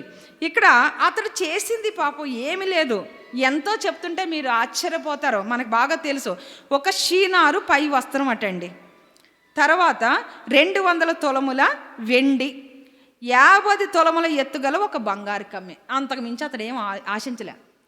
ఎరుకో పట్టణం అని అంటే చాలా సువాసన గల పట్టణం, దానిలో ఉన్న పీపుల్ అంతా రిచ్ పీపుల్ అనమాట, చాలా బంగారు, చాలా అన్నీ ఉంటాయి. కానీ అన్నీ నాశనం చేసేస్తుంటే ఇవి కనబడితే అవి మాత్రమే తీసుకున్నాడు, ఏదో ఆశించాడు, పక్కన పెట్టాడు. ఎలాగొచ్చిందండి శాపం? ఇశ్రాయేల్ అందరికీ ఫస్ట్ శాపం వచ్చింది. సెగ్రిగేట్ చేస్తూ వెళ్తుంటే గనక ఈ యొక్క ఆకాను వంశం వచ్చింది. మరి ఆకాను వల్ల ఆకాను ఒక్కడే చనిపోలేదండి. ఎవరు చనిపోయారండి? ఆకాను యొక్క భార్య, ఆకాను యొక్క కుమారులు, కుమార్తెలు, వాళ్ళ వంశం అంతా కూడా సర్వనాశనం అయిపోయింది. ఏం చేశారో తెలుసండి, ఆ కోరు లోయలోకి తీసుకెళ్ళి దేవుని యొక్క ఆజ్ఞ ప్రకారము ఆ లోయలో పెట్టి రాళ్ళేసి కొట్టి చంపవలసిన పరిస్థితి. ఎందుకు? ధర్మశాస్త్ర ప్రకారం చంపేశారు. అలా చేయకపోతే ఏమవుద్ది? ఇశ్రాయేలు అందరూ చనిపోతారు కదండి. దేవుని యొక్క ఆజ్ఞ ప్రకారం తన చావలేదు, తనతో పాటు తన యొక్క కుటుంబము, తన వంశం యావత్తు కూడా సర్వనాశనము అయిపోయింది. ఎందుకో తెలుసండి? ఆశ. తన గుడారములో ఏం పెట్టుకున్నాడు? దేవుడు మాత్రమే పిల్లరుగా నిలబడి దేవుని యొక్క వాక్యము, ఆయన యొక్క విశ్వాసం, ఆయన యందు విశ్వాసం మాత్రమే ఉండవలసిన ఆ గుడారములో ఏమొచ్చిందటండి? ఇక్కడ లోకం వచ్చేసింది. ఆశ. ఏమంటే ఆశ? నువ్వు ఇలా చేస్తే నేను ఇది ఇస్తా. ఆశ. ఏమా ఆశ? ఒక కమ్మంట, ఒక వస్త్రం అంట, కొంత వెండి. దీంతో ఆ గుడారం అంతా ఏమైపోయింది? నాశనం అయిపోయిందండి. కనుక మన ఇల్లు, మన గుడారం అంటే ఏంటి? మన ఇల్లు, మన ఇల్లు, మన బిడ్డలు, మన కుటుంబం, మన విశ్వాసం, మన దేవుడు మనకిచ్చిన వాక్యము, ఆయన మన గృహములో ఉండాలని దేవుని యొక్క వాక్యం. ఎప్పుడైతే ఆయనకి ఇవ్వాల్సినటువంటి స్థానం ఇవ్వకుండా, ఆయనకి ఇవ్వాల్సినటువంటి ఆధిక్యత ఇవ్వకుండా వేరే దానికి ఆధిక్యత ఇస్తే ఇది జరిగేది. ఆకాను జీవితం ఏమైపోయిందో చూసారా? తన గుడారములో లోకం వచ్చిందండి, తన గుడారములో పాపం వచ్చిందండి, తన గుడారములో ఆశ వచ్చింది. కుటుంబాన్ని యావత్తుని కూడా మరి ఏం చేశాడు? ఆయన శ్రమకి అప్పగించాడు. ఆకోరు లోయ దేనికి సాదృశ్యమో తెలుసండి? శ్రమలోయ అంటారు. శ్రమకి ఒక మార్గాన్ని తవ్వి రోడ్డుని వేసుకున్నాడండి ఆకాను. తన వంశం అంతటికి కూడా శాపాన్ని తీసుకొచ్చాడు. ఇప్పుడు మనకి అర్థమైంది ఎవరు హాయి అనంటే ఒక చిన్న పట్టణము. ఎప్పుడైతే ఈ యొక్క ఆకానుని అక్కడ హతమార్చారో, ఆకాను కుటుంబం అంతా ప్రక్కకి వెళ్ళిపోయిందో ఇశ్రాయేల్ నుంచి, వెంటనే దేవుడు మరలా మీరు యుద్ధానికి వెళ్ళండి హాయి మీద కంటే. ఇప్పుడు ఏమైందని యుద్ధం చేసి ఆ హాయి ఎలా హాయిగా ఉండే ఆ హాయి ఏమైపోయింది? ఇప్పుడు శిథిలమైపోయింది. అయితే ఇక్కడ అలాంటి హాయి ప్రదేశానికి, బేతేలు అనేటువంటి ప్రదేశానికి మధ్యలో ఎవరు వచ్చారండి? ఇప్పుడు అబ్రహాము తన గుడారాన్ని వేసుకున్నాడంట. మానవ జీవితంలో మన ఇంట్లో ఒకవైపు మన కుటుంబానికి, మన జీవితానికి ఒకవైపు ఏముంటుంది?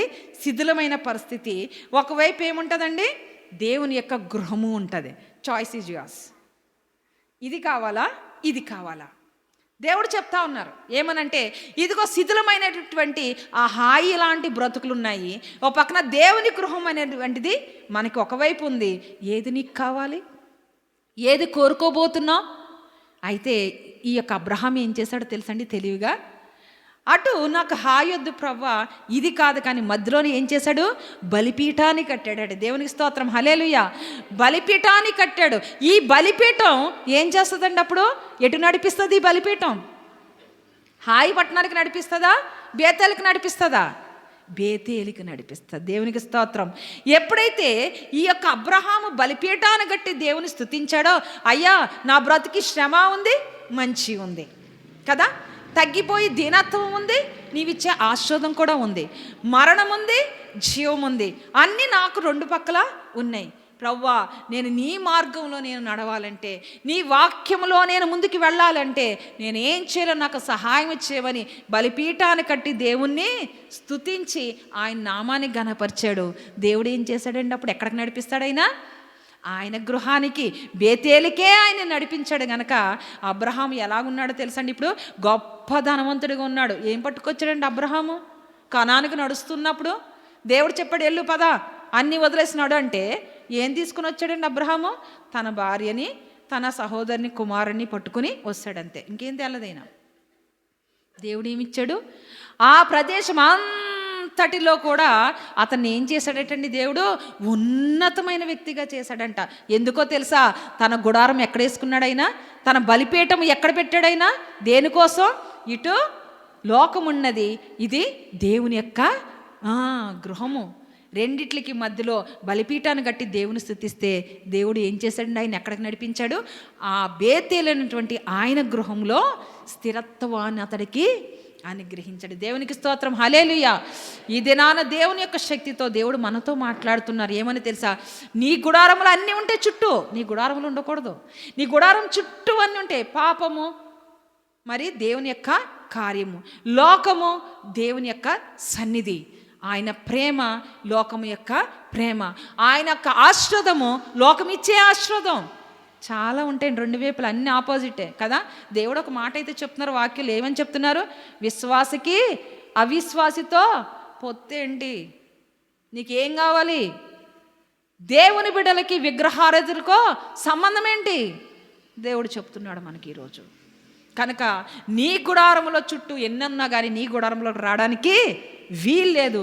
నీ గుడారాన్ని కాపాడుకున్నావా, నీ వంశం అంతటికి నీవు ఆశీర్వాదకరంగా మార్చబడతాను దేవుని యొక్క వాక్యం ఇక్కడ సెలవిస్తావు. దేవునికి స్తోత్రం, హల్లెలూయా.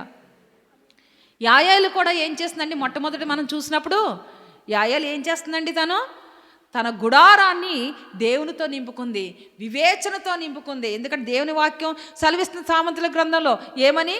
వివేకము గల సుందర స్త్రీ. అవివేకమైతే ముక్కు కమ్మి బంగారుదైనా ఎంత ఎలాడిదైనా సుందరంగా ఉన్నా అవసరం లేదు దేవుడికి. అవివేకంతో ఉన్నది అక్కర్లేదు, వివేకము కలిగి ఉండాలంట.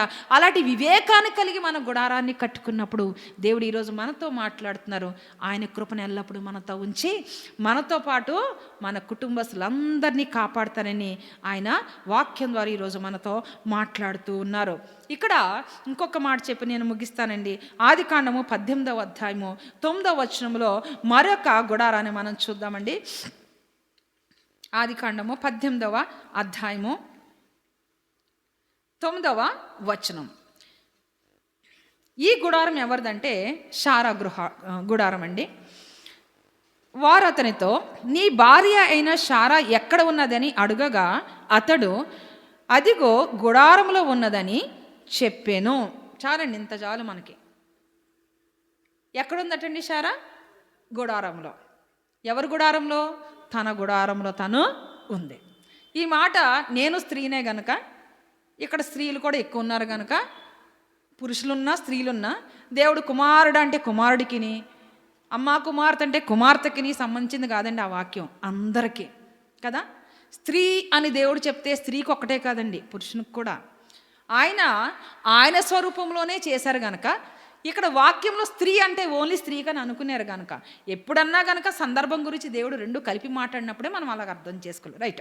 ఇక్కడ ఈ యొక్క సందర్భం ఏమిటి అని అంటే గనక, అబ్రహాము దగ్గరికి దేవుడు వచ్చి మాట్లాడుతూ ఉన్నారు. ఏమనంటే, నాకు అసాధ్యమైనది ఏమీ లేదు, నేను నీకేం చేస్తాను, అగో ఆకాశం చూడు, అక్కడ నక్షత్రాల వల్ల నీకు పిల్లల్ని ఇస్తానంటున్నారు. ఇసుక రేణువు లాంటి విధంగా అంతగా నీ యొక్క బిడ్డలు హెచ్చించబడతారు, నీ సంతానం అభివృద్ధి పడుతుంది అని దేవుడు మాట్లాడుతుంటే, అప్పుడు దేవుడు అడుగుతున్నాడు, శారా ఎక్కడుంది అంటే ఏం చెప్తున్నారు తెలుసా? శారా ఎక్కడుందట? తన గుడారంలో. కోపం తెచ్చుకోనంటే ఈ మాట చెప్తా. నాకు ఎంతమందికి అలవాటు ఉంది, ఎంతమందికి లేదో నాకు తెలియదు, నాకైతే లేదు. మనదో ఒక అలవాటు ఉంటుంది స్త్రీలకి కొన్ని చోట్ల. ఎలాగంటే గుడారంలో కంటే బయట గుడారంలోనే ఎక్కువ ఉంటారు. వేరేగా అర్థం చేసుకున్నారు. దేనికోసం? ముసలమ్మ ముచ్చట్లట. వాక్యం చెప్పాడు దేవుడు. వాక్యం ఉందా లేదా? ఇక్కడదక్కడ, అక్కడిది ఇక్కడ, అక్కడ ఏ గుడారంలో ఏం జరుగుతుందో మనకే కావాలా. ఏ గుడారంలో నేను ఒకసారి అనుకునేదాన్ని, వంటలు ఎందుకు అబ్బా ఇంత త్వరగా చేసేసుకుంటారు చాలామంది, నేనెందుకు చేయలేను, ఎప్పుడు చూసినా నైన్ అలాగ అయిపోతూ ఉంటుంది నాకు, నేను బద్దకసరాలు నా ప్రభా, లేకపోతే స్పీడ్గా వర్క్ చేయట్లేదా ప్రభా అని దేవుడి దగ్గర అడుగుతూ ఉంటాను చాలాసార్లు. ఏంటి నేను చేయలేకపోతున్నానా? కొంతమంది ఇలాగంటే అలా చేసేసుకుంటారు, ఎప్పుడు చూసినా బయట తిరుగుతూనే ఉంటారు అని అనుకుంటూ ఉంటా. అంటే బయటికి వెళ్ళి కబుర్లు చెప్పుకోవాలన్న ఆసక్తితో వంటలు త్వరగా అయిపోతాయి అన్నమాట. ఫటాఫటమని ఇలా తిరిగిపోద్దేమో చెయ్యి, అర్థం కాదు నాకు కదా. అంటే ఇంకొక వర్క్ ఉంది కనుక అని గబ అయిపోయి 6:30 కల్లా అయిపోతుంది. అక్కడి నుంచి చూసుకోండి. ఇంకా నేను కూడా ఇక్కడనే కాదండి, ఇక్కడనే కాదు, బటర్ఫ్లై సిటీలో చూస్తాను. మ్యాక్సిమం అందరూ కూడా అఫీషియల్ పీపుల్ ఉంటారు అక్కడ. అందరూ బాగా ఎడ్యుకేటెడ్ పీపుల్, జాబ్స్ చేసే వాళ్ళే ఉంటారు అక్కడ. చాలా అందరు హై లెవెల్ వాళ్ళే, అంటే 3rd, 4th, 5th కేటగిరీస్ ఎవరు ఉండరు అక్కడ. అలాంటి ప్రదేశాల్లో కూడా చూస్తే రోడ్లంటే తిరుగుతూనే ఉంటారు. ఏంటి దానికి ఒక పేరు ఉంటుంది, ఏంటో తెలుసా మీకు? ఏంటది? Walking right. Evening walking, morning walking right. ఇవన్నిటికి అన్నీ జరిగాయి. ఏంటో తెలుసా? మొత్తం ఎన్ని హండ్రెడ్స్ ఆఫ్ విల్లాస్ ఉంటాయి, ప్రతి విల్లా గురించి కూడా మాట్లాడుకుంటారు ఏం జరుగుతుందో లోపల. అలాంటిదన్నమాట. ఏ ఇంట్లో విల్లాస్, అక్కడ విల్లాస్ అంటారు కదా, ప్రతి హౌస్ని విల్లా అంటారు అనమాట. ఏం జరుగుతుందో ప్రతి ఒక్కరికి ఇలా, ఇంకా లోపల వెంచర్లోనే మా స్కూల్ కమ్ కాలేజ్ ఉంటుంది కనుక అక్కడ ఏం జరుగుతుంది, ఏ సెలబ్రేషన్ జరిగినాయి, ఏ టీచర్ ఎలా, ఇవే అనమాట అక్కడ పని. ఎందుకు ఇవన్నీ అని అంటే కనుక వాళ్ళ ఇళ్లల్లో వాళ్ళు ఉండరండి, వాళ్ళ గుడారంలో వాళ్ళు ఉండరు. కానీ ఇక్కడ వాక్యాన్ని చూస్తే శారా ఎక్కడుంది? తన గుడారములో ఉంది. దేవునికి స్తోత్రం, హల్లెలూయా. క్రైస్తవ బిడ్డలుగా ఉన్నటువంటి మనము మన ఇంట్లోనే సమయాన్ని గడపాలి. అవును, అంటే ఉద్యోగం ఉద్యోగం చేసుకోవాలి, ఏదన్నా ప్రేయర్కి పిలిచారా వెళ్ళాలి, ఫంక్షన్కి పిలిచారా తప్పదు వెళ్ళాలి. అంతేగాని ఇంటింటా తిరగడానికి అవకాశం దేవుడు ఇవ్వలేదు, మనకివ్వలేదు, దేవుని బిడ్డలకి ఇవ్వలేదు, వాక్యానుసారంగా లేదు. ఆలోచించాలి. అందుకే దేవుడు ఇంకో మాట అంటే మీరు అనుకోవచ్చు, మరి ఏంటక్క సువార్త చెప్పు, అందరికీ చెప్పు అంటావు కదా, ఇంటింటికి వెళ్ళకపోతే సువార్త ఎట్లా వెళ్తుంది అని అంటే సువార్త చెప్పడానికి వెళ్ళండి, సువార్త చెప్పడానికి వెళ్ళాలి. కానీ అందుకే ఇలాంటి క్వశ్చన్ వేస్తామనే దేవుడు ముందుగానే చెప్పేశారు. ఏమనంటే మీ సంభాషణ ఉప్పు వేసినట్టు సారవంతంగా ఉండాలి. ఉప్పు ఏంటి? దేవుని యొక్క వాక్యానికి సాదృశ్యం. దేవుని వాక్యానికి సాదృశ్యం అంటే ఆ ఉప్పు నువ్వు వేస్తే, ఆ ఉప్పుగా నువ్వుంటే ఎళ్ళు, ఒక్కడు కాదు 100 ఇళ్ళకి వెళ్ళి ఏం చేయాలి? దేవుని మాటలు మాత్రమే చెప్పాలి. వాళ్ళు చెబుతున్నప్పుడు మన చెవులు ఎలా ఉండకూడదని దేవుడు చెప్పాడు. ఇప్పుడు మనం చెప్పం, కానీ వాళ్ళు చెప్తారుగా. కానీ దేవుడు ఏం చెప్పారు ఆ విషయంలో? మన చెవులు ఎలా ఉండకూడదో, దురద చెవులు. ఎంత ఖచ్చితంగా నాకు ఒకసారి భయం వేస్తే ఆలోచించారు, బాబు ఏంటి ఈ వర్డ్ ఇక్కడ ఉంది, ఎందుకంటే మనం గప్పుకుని వాడం కదా అలాంటివి. అదేంటి ఇంత వర్డ్ అంటే ట్రాన్స్లేషన్ వచ్చినప్పటికీ కూడా మనకి సరిపడా, తెలుగు రాష్ట్రాలకి సరిపడా మంచి వర్డ్ ఏంటంటే దురద చెవులు గలవారిగా ఉండొద్దు.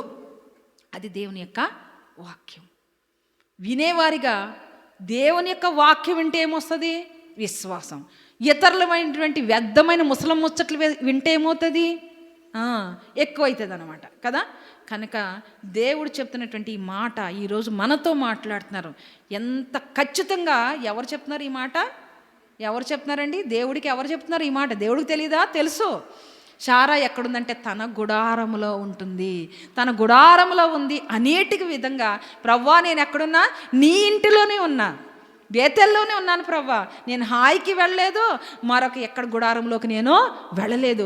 నేను బేతెల్లోనే ఉండి, నీ గృహంలోనే ఉండి, నీవిచ్చినటువంటి గుడారంలో నుండి నా బ్రతుకు నేను నడిపించుకుంటున్నాను ప్రవ్వా, నా బ్రతుకు నేను కొనసాగించుకుంటున్నాను ప్రవ్వా అని చెప్పగలిగే ధైర్యం మనకి ఉండాలి. మామూలుగా ఆలోచిస్తే, ఈ లోకరీతిగా ఆలోచిస్తే మన ఇంట్లో మనం ఉండవనేదే దేవుని చిత్తం ఒకటి, రైట్. రెండోది ఆత్మీయంగా ఆలోచిస్తే గనక ఇక్కడ 2 కనబడుతున్నాయి. అక్కడ హాయి అనే స్థితిలమైపోయినటువంటి ఒక స్థలం కనిపిస్తుంది, బేతేల్ అనేటువంటి దేవుని ఇల్లు ఒకటి కనిపిస్తుంది. ఇది మనకి హాయి అనేది మనకి వద్దు. ఏం కావాలి? అక్కడ హాయిగా ఉన్నప్పటికి కూడా హాయి మనకి వద్దు. ఏం కావాలని మనకి? బేతేలు, ఆయన గృహం మనకి కావాలి. ఈరోజు దేవుడు మనతో 3 గృహాల గురించి మాట్లాడారు. ఒకటి యాయేలు గుడారము, అంటే ఆమె యొక్క గృహం. రెండోది దేవుడు మాట్లాడుతున్నారు అబ్రహాము యొక్క గుడారం, అంటే ఆయన యొక్క గృహము. మూడోది దేవుడు మాట్లాడుతున్నాడు శారా గృహము, అంటే ఆమె గృహము. ఇవన్నీ మనం ఆలోచించగా ఇంకొక గృహం కోసం, ఇంకొక గుడారం కోసం దేవుడు మాట్లాడారు. ఏంటండి అది? ఆకాను యొక్క గుడారము. ఈ యొక్క దొంగిలించి తీసుకుని ఆశించినటువంటి ఇవి ఎక్కడ పెట్టాడో తెలుసండి? ఆకాను తన గుడారం మధ్యలో పెట్టుకున్నాడట, పాతి తవ్వేసి దాంట్లో పాతి పెట్టుకున్నాడంట. ఏమైందండి? గుడారము యావత్తుకి కూడా, తన వంశం అంతటికి కూడా ఆ కోరులోయలో మరణం అనేది సంభవించింది. ఏ గుడారం వల్ల మన గుడారం ఉంది? ఈరోజు దేవుడు మాట్లాడుతున్నాడు. ఎలా ఉన్నాం మనం? ఖచ్చితంగా మనం ఎలా ఉండాలి? యాయేలు గుడారం వల్లే మన గుడారం ఉండాలి. అబ్రహాము గుడారం లాగా మన గుడారం ఉండాలి. శారా వలె తన గుడారములో ఆమె ఎట్లుందో మనము ఆ గుడారములో, అంటే ఏ గుడారం అది? బేతేలు గుడారం. బేతేలు అంటే అర్థం ఏంటండి? దేవుని యొక్క ఇల్లు. ఆ ఇంట్లో మనం ఎల్లప్పుడూ ఉండాలి, ఆయనతోనే మనం ఉండాలి. ఆయన ఇచ్చిన గృహంలో, ఆయన ఏర్పరిచినటువంటి గృహంలో మనం ఉన్నట్లయితే, ఆయన నీడలో మనం ఉన్నట్లయితే దేవుడు ఆయన కృపను మెండుగా మన గృహాలకి, మనకి, మన యొక్క వంశస్థులందరికీ అనుగ్రహిస్తాను వాగ్దానం ఇస్తున్నాడు. ఇట్టి వాగ్దానాన్ని స్వతంత్రించుకునే కృప దేవుడు మనందరికీ దయచేయగాక. ఆమేన్. ప్రార్థన చేద్దాం. మహాపరిశుద్ధుడా, మహోన్నతుడా, కనికరం గల దేవా, మీ కొందనాలు స్తోత్రం స్థుతులు చెల్లించుకుంటున్నా. ఇదిగో నీ దివ్యమైన వాక్ ద్వారా మాతో మాట్లాడిన తండ్రి, మీ కొందనాలు. నిజమైన ఆయన మా గృహాల్ని ప్రవ్వా నా తని మేము కాపాడుకునే వారిగా నాయన అయ్యా, నా తని తెలివితో వివేచనతో నాయన దుష్టుడితో పోరాడే శక్తిని మేము కలిగి ఉండే కృపను మాకు దయచేయండి అయ్యా. మీ కొందనాలు. మేము తండ్రి నీ సన్నిధిలో నిత్యము బలిపీఠమును కట్టి ప్రవ్వా ఇదిగో బేతేలు గృహంలో ఉండే బిడ్డలుగా మమ్మల్ని ఆస్వాదించమని అడుగుచున్నామయ్యా. అయ్యా, యవన బిడ్డలు కానీ వృద్ధులు కానీ నాయన పురుషులు కానీ స్త్రీలు కానీ ప్రవ్వా ఎల్లప్పుడూ నీ గృహంలో ఉండే శక్తిని, నీ గుడారములో ఉండే కృపను దయచేయమని నీ సన్నిధిలో అడిగి వేడుకుంటున్నాం ప్రవ్వా. వ్యర్థమైనది మా ఇంటిలో ప్రవేశించకున్నట్లు, వ్యర్థమైనది మా గృహాలు ఏలకుండానట్లు నీ కృప మాకు దయచేయండి అయ్యా. వాక్యం ద్వారాను ప్రవ్వా, విశ్వాసము ద్వారాను నాయన నీళ్ళు కరిగిన బిడ్డలుగా నాయన దుష్టుని జయించడానికి, దుష్టుని ప్రవ్వా నాయన మా కాళ్ళ కింద వేసి చితక తొక్కడానికి కావాల్సినటువంటి శక్తిని, బలాన్ని, జ్ఞానాన్ని మాకు దయచేయమని అడుగుచున్నాం తండ్రి. మీకు స్తుతులు, వందనాలు, స్తోత్రములు ప్రవ్వా. సర్వోన్నతులైన దేవా నీ కొందనాలు. వెత్తబడి నీ వాక్యాన్ని బట్టి మీ కృతజ్ఞతాస్తుతులు చెల్లించుకుంటున్నా. మా జీవితంలో నాయన నూరంతలుగా ఫలించినట్లుగా ప్రార్థన వాక్యంతో మా జీవితాల ముందు కొనసాగే కృప మా అందరికీ దయచేయమని ఘనమైన మీకు స్తుతులు, వందనాలు చెల్లించుకుంటూ మా ప్రభును సర్వశక్తిమంతుడైనటువంటి యేసయ్య పరిశుద్ధ నామములో ఈ ప్రార్థన అడిగి వేడుకుంటున్నాం తండ్రి. ఆమేన్. ఈ సమయంలో బల్లలోకి ప్రవేశిద్దామండి. అందునిమిత్తము వాక్యాన్ని చదువుదాం. 1 కొరింథీయులకు రాసిన పత్రిక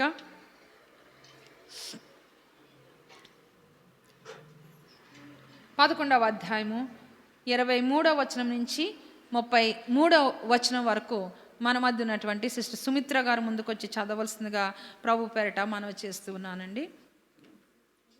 1 కొరింథీయులకు రాసిన పత్రిక 11వ అధ్యాయము 23వ వచనం నుంచి 32వ వచనం వరకు.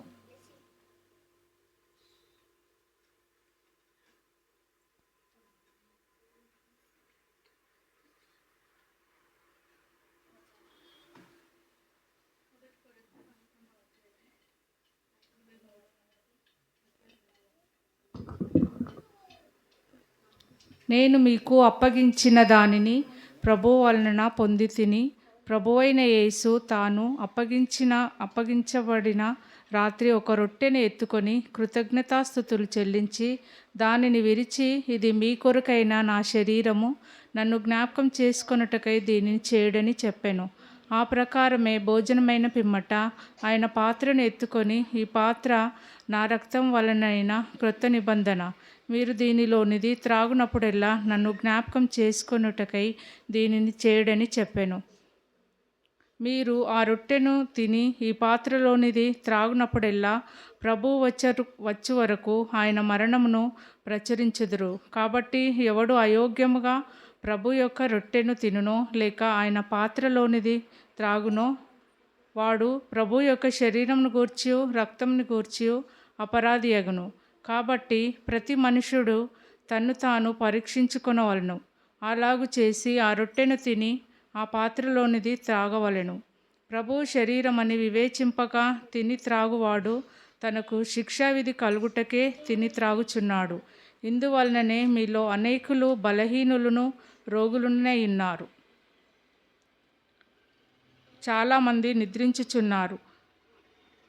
అయితే మనలను మనమే విమర్శించుకొనుడి ఎడల తీర్పు పొందకపోదుము.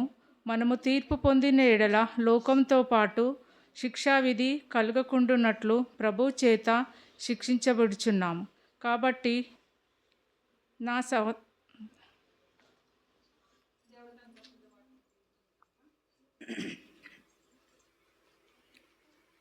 అందరూ తల వంచినట్లయితే ప్రార్థన చేసి ప్రార్థన చేద్దాం. మళ్ళీ మనం సిద్ధపరచుకుందాం. బలలో పాలు పంపులు పొందక ముందుగా మరి మనకి యోగ్యత కొరకు ప్రభు సన్నిధిలో ప్రార్థన చేద్దామండి. ఎవరికి వాళ్ళు 2 నిమిషాలు ఎవరికి వాళ్ళు ప్రార్థించుకోవాల్సిందిగా కోరుచున్నా. ఎవరికి వారు ప్రార్థించాలి. ప్రభువా, నాకు యోగ్యత దయచేయి నాయనా. నాలో తండ్రి తెలియని అపవిత్రంతా దయతో కడగమని అడుగుచున్నాం. శుద్ధీకరించండి ప్రభా, సహాయం ఇచ్చేయండి నాయన. బలలో పాలు పంపులు పొందుకోవడానికి యోగ్యత దయచేయి ప్రభా. ప్రార్థన చేద్దామండి, ప్రార్థన చేద్దాం.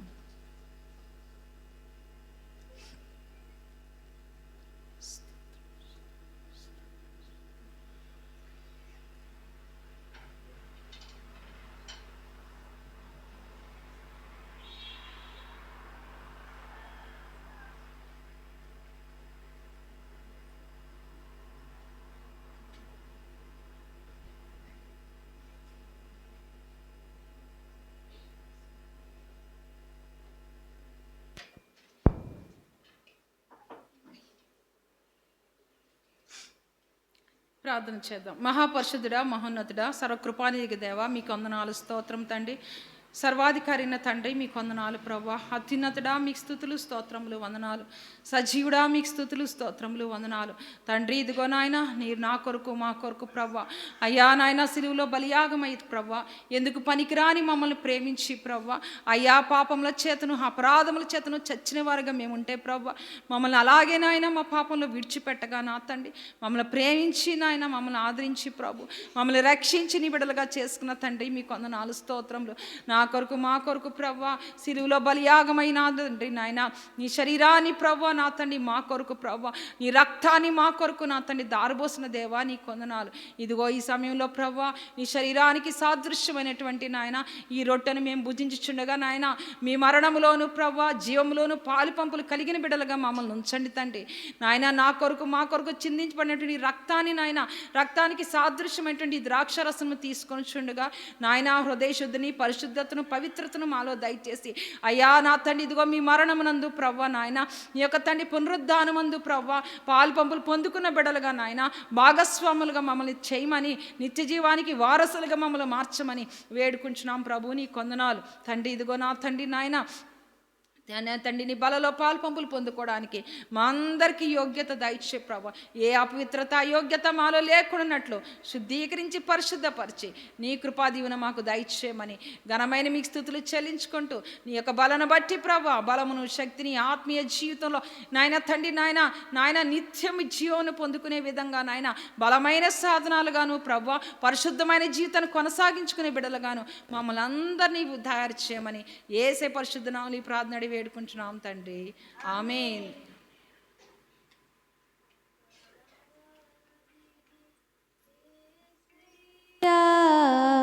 కృప చూపి బ్రోవుమయ్యా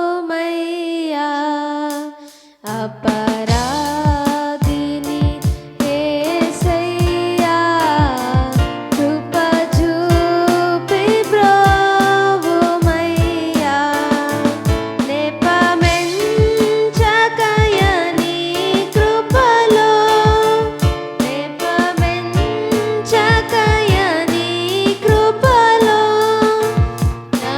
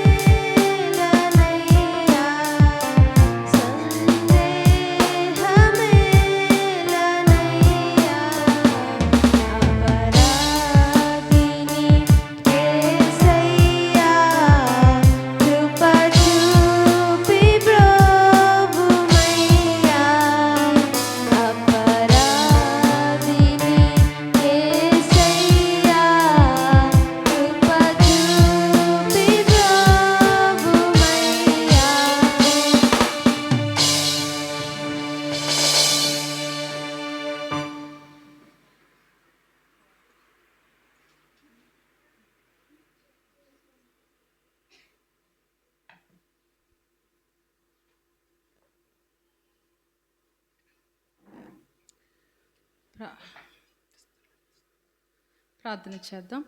సర్వకృపానిధికి దేవ, మీకు స్తుతులు, వందనాలు, స్తోత్రం తండ్రి. నాయన ఇదిగో ఇదే నాన్న ప్రభ బలలో నా తండ్రి పాలు పంపులు పొందడానికి నాయన మీరు మాకిచ్చినటువంటి గొప్ప తరుణాన్ని బట్టి, కృపను బట్టి కృతజ్ఞతాస్తుతులు, స్తోత్రములు చెల్లించుకుంటున్నాం ప్రభ. నా దేవా, నా ప్రవ్వ, మీకు స్తుతులు, స్తోత్రములు ప్రవ్వ. నీలో తండ్రి నమ్మకంగాను ప్రవ్వ, నాయన నీ రక్తంలోను ప్రవ్వ, నీ యొక్క తండ్రి శరీరంలోను, అదేవిధంగా ప్రవ్వ నీ యొక్క తండ్రి నాయన మరణంలోను, నా తండ్రి పునరుద్ధానంలోను ప్రవ్వ, నా తండ్రి పాలు పంపులు పొందుకోవడానికి మాకు కృప చూపించిన తండ్రి మీ కొందనాలు. మీ ఆత్మ సన్నిధిలో స్థిరత్వాన్ని కలిగి మా జీవితాలను కొనసాగించడానికి మమ్మల్ని బలపరచమని నాయన ఘనమైన మీకు స్తుతులు చెల్లించుకుంటూ మీ రాకడ కొరకు నాయన మీ రాకడ వరకు ప్రవ్వ నాయన సిద్ధపాటు కలిగి నాయన మేము ఉండడానికి కృప చూపించమని యేసే పరిశుద్ధ నామములో ఈ ప్రార్థన అడిగి వేడుకుంటున్నాం తండ్రి. ఆమేన్.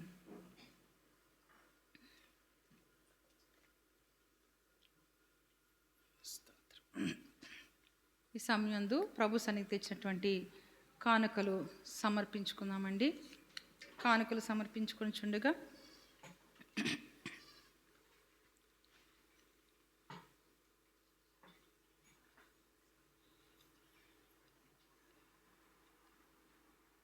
నావన్నీ అంగీకరించుము దేవా అనే పాటని పాడదాం.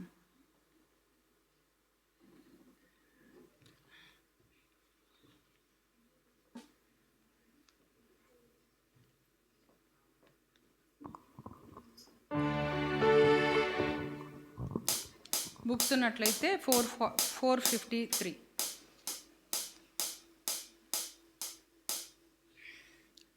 C sharp major.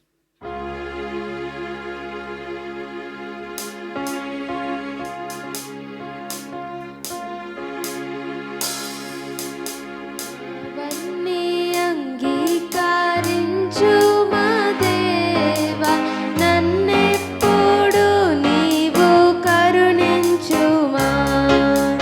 నావన్నీ అంగీకరించు మా దేవా, నన్నెప్పుడు నీవు కరుణించుమా. నావన్నీ కృప చేత నీ వలన నొందేన, నావన్నీ కృప చేత నీ వలన నొందేన. పావంబు నను నేను బహుధైర్యముండెదా. నావన్నీ అంగీకరించు మా దేవా, నన్నెప్పుడు నీవు కరుణించుమా. నావన్నీ అంగీకరించు మా దేవా, నన్నెప్పుడు నీవు కరుణించుమా. నీకు నా ప్రాణము నిజముగా నర్పించి, నీకు నా ప్రాణము నిజముగా నర్పించి, నీకు మీకు గట్టి నీ కొరకు నిల్పెదా. నావన్నీ అంగీకరించు మా దేవా, నన్నెప్పుడు నీవు కరుణించుమా. నావన్నీ అంగీకరించు మా దేవా, నన్నెప్పుడు నీవు కరుణించుమా. హృదయము నీ ప్రేమ చక్కగా మదిపించి, హృదయము నీ ప్రేమ చక్కగంబు నావించి, మదినంబుగా దాని బట్టి కాపాడుము. నావన్నీ అంగీకరించు మా దేవా, నన్నెప్పుడు నీవు కరుణించుమా. నావన్నీ అంగీకరించు మా దేవా, నన్నెప్పుడు నీవు కరుణించుమా.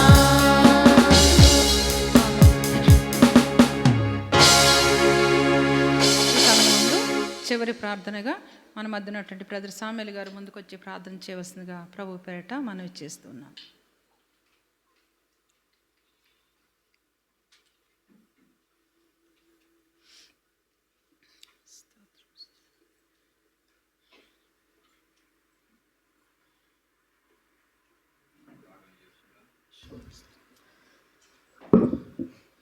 పరిశుద్ధుడా ప్రేమగల తండ్రి, కృపగల దేవ, నీ పరిశుద్ధ నామానికి స్తుతులు స్తోత్రము చెల్లిస్తుంటున్నాము తండ్రి. ఓ గొప్ప దేవ, మరి గత వారం నుంచి ప్రభా నాయన నీ రెక్కల కింద మనం భద్రపరిచి మరి నేటి వరకు ప్రభా నాయన మరి ఇక్కడ మేము అందరం వచ్చి నీ మందిరంలో నిన్ను సేవించుటకు, నిన్ను గణపరచుటకు ప్రభా నీ ఆధిక్యతనిచ్చినందుకు నీకు స్తుతులు వందనాలు చెల్లిస్తుంటున్నాము తండ్రి. ఓ దేవా, మరి ఇంత మంచి తరుణం మాకు ఇచ్చినందుకు నీకు వందనాలయ్యా ప్రభా. ఎంతోమందికి ఇలాంటి తరుణం లేక ప్రభా నాయన మరి ఎక్కడెక్కడో ఏమేమైపోతున్నారు ప్రభా నాయన. నీ నిజమైన వాక్కును తెలియజేయటకు ప్రభా నాయన నీ కృపను ప్రతి ఒక్కరికి దయచేయమని అడుగుతుంటున్నాము తండ్రి. ప్రతి ఒక్కరికి ప్రభా నాయన మరి జ్ఞానంలో దయచేయమని అడుగుతుంటున్నాము తండ్రి. సో దేవా, మరి ఇంత మంచి సమయం మాకు ఇచ్చినందుకు నీకే స్తుతులు స్తోత్రం చెల్లిస్తుంటున్నాము దేవా. మరి ఈ మృతుజల గ్రామం అంతటిని ప్రభా నాయన మీరు కాపాడమని నేను బతిమలాడుకుంటుంటున్నాము తండ్రి. ప్రభా, మరి నిన్ను ఎరగని వారు ఉన్నారు ప్రభా, అటువంటి వారిని కూడా ప్రభా నాయన నీ నామాన్ని తెలుసుకునేలాగిన ప్రభా నాయన నిజమైన దేవుడు యేసు ప్రభాని తెలుసుకొని ప్రభా నీ ఎవరిలోనికి వచ్చేటట్లు నీ కృపను దయచేయమని అడుగుతుంటున్నాము తండ్రి. ప్రభా, మేము ఎంత మంచి వారము కానప్పటికీ ప్రభా నాయన నిన్ను మాకు నీ యొక్క వాక్యం మాకు దయచేసినందుకు నీకు వందనాలు చెల్లిస్తుంటున్నాము తండ్రి. ప్రభా, మాకు ఇంకనూ జ్ఞానము లేదు ప్రభా నాయన, జ్ఞానము ప్రసాదించమని నేను బ్రతిమలాడుకుంటుంటున్నాము తండ్రి. ఓ దేవా, మరి ఈ సమయంలో ప్రభా నాయన మా ఇంత మంచి వాక్యం వారి ప్రభా నాయన అక్కగారు చెప్పినందుకు వారికి దేవుని నామంలో స్తుతులు స్తోత్రం చెల్లిస్తుంటున్నాము తండ్రి. ప్రభా నాయన మరి ఎవరికి ఏ వాక్యం ప్రభా మరి విత్తాలన ప్రభా నాయన మాకు మంచి జ్ఞానం ఇచ్చినందుకు నీకు వందనాలు చెల్లిస్తుంటున్నాము తండ్రి. దేవ, మరి ఇంకా నువ్వు ప్రభా నాయన ఈ చిన్న మందను ప్రభా నాయన మరి అంచెలంచెలుగా మరి ఎదిగింపేలాగా నీ కృపలో భద్రపరచమని అడుగుతుంటున్నాము తండ్రి. ప్రతి ఒక్కరు ప్రభా నాయన నీ నామాన్ని ఎరిగే బిడ్డల్లాగా ఉండేలాగా నీ కృపను దయచేయమని అడుగుతుంటున్నాము తండ్రి. ఎవరు కూడా ప్రభా నశించిపోకుండా ప్రభా నిత్య రాజ్యంలోకి ప్రభా నాయన మనం ఉండేలాగా నీ కృపను దయచేయమని అడుగుతుంటున్నాము తండ్రి. ఓ దేవా ప్రభా, మరి ఈ యొక్క చిన్న గుంపును ప్రభా నాయన మీరే మరి గుర్తెగినందుకు మీకు వందనాలు చెల్లిస్తుంటున్నాం తండ్రి.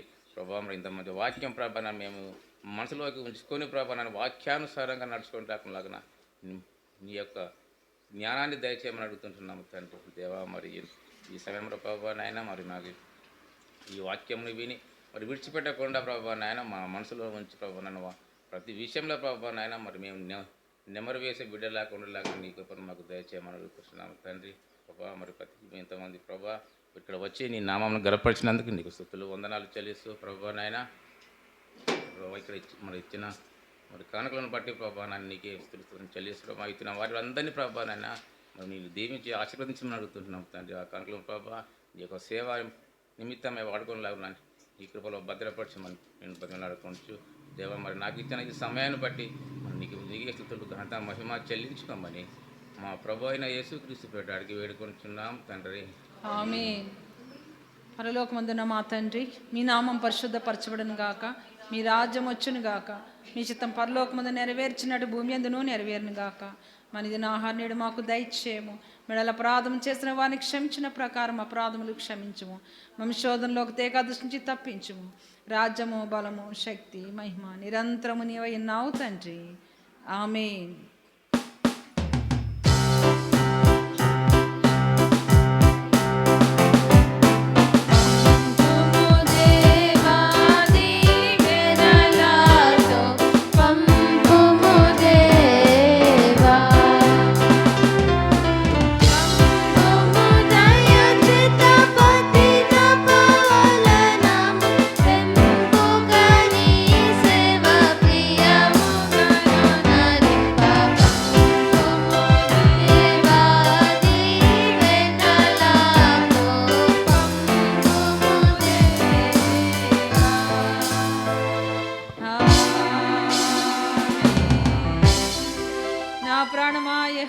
సన్నతించుము, నా అంతరంగమున్న సమస్తము ఆయన పరిశుద్ధ నామమును సన్నతించుము.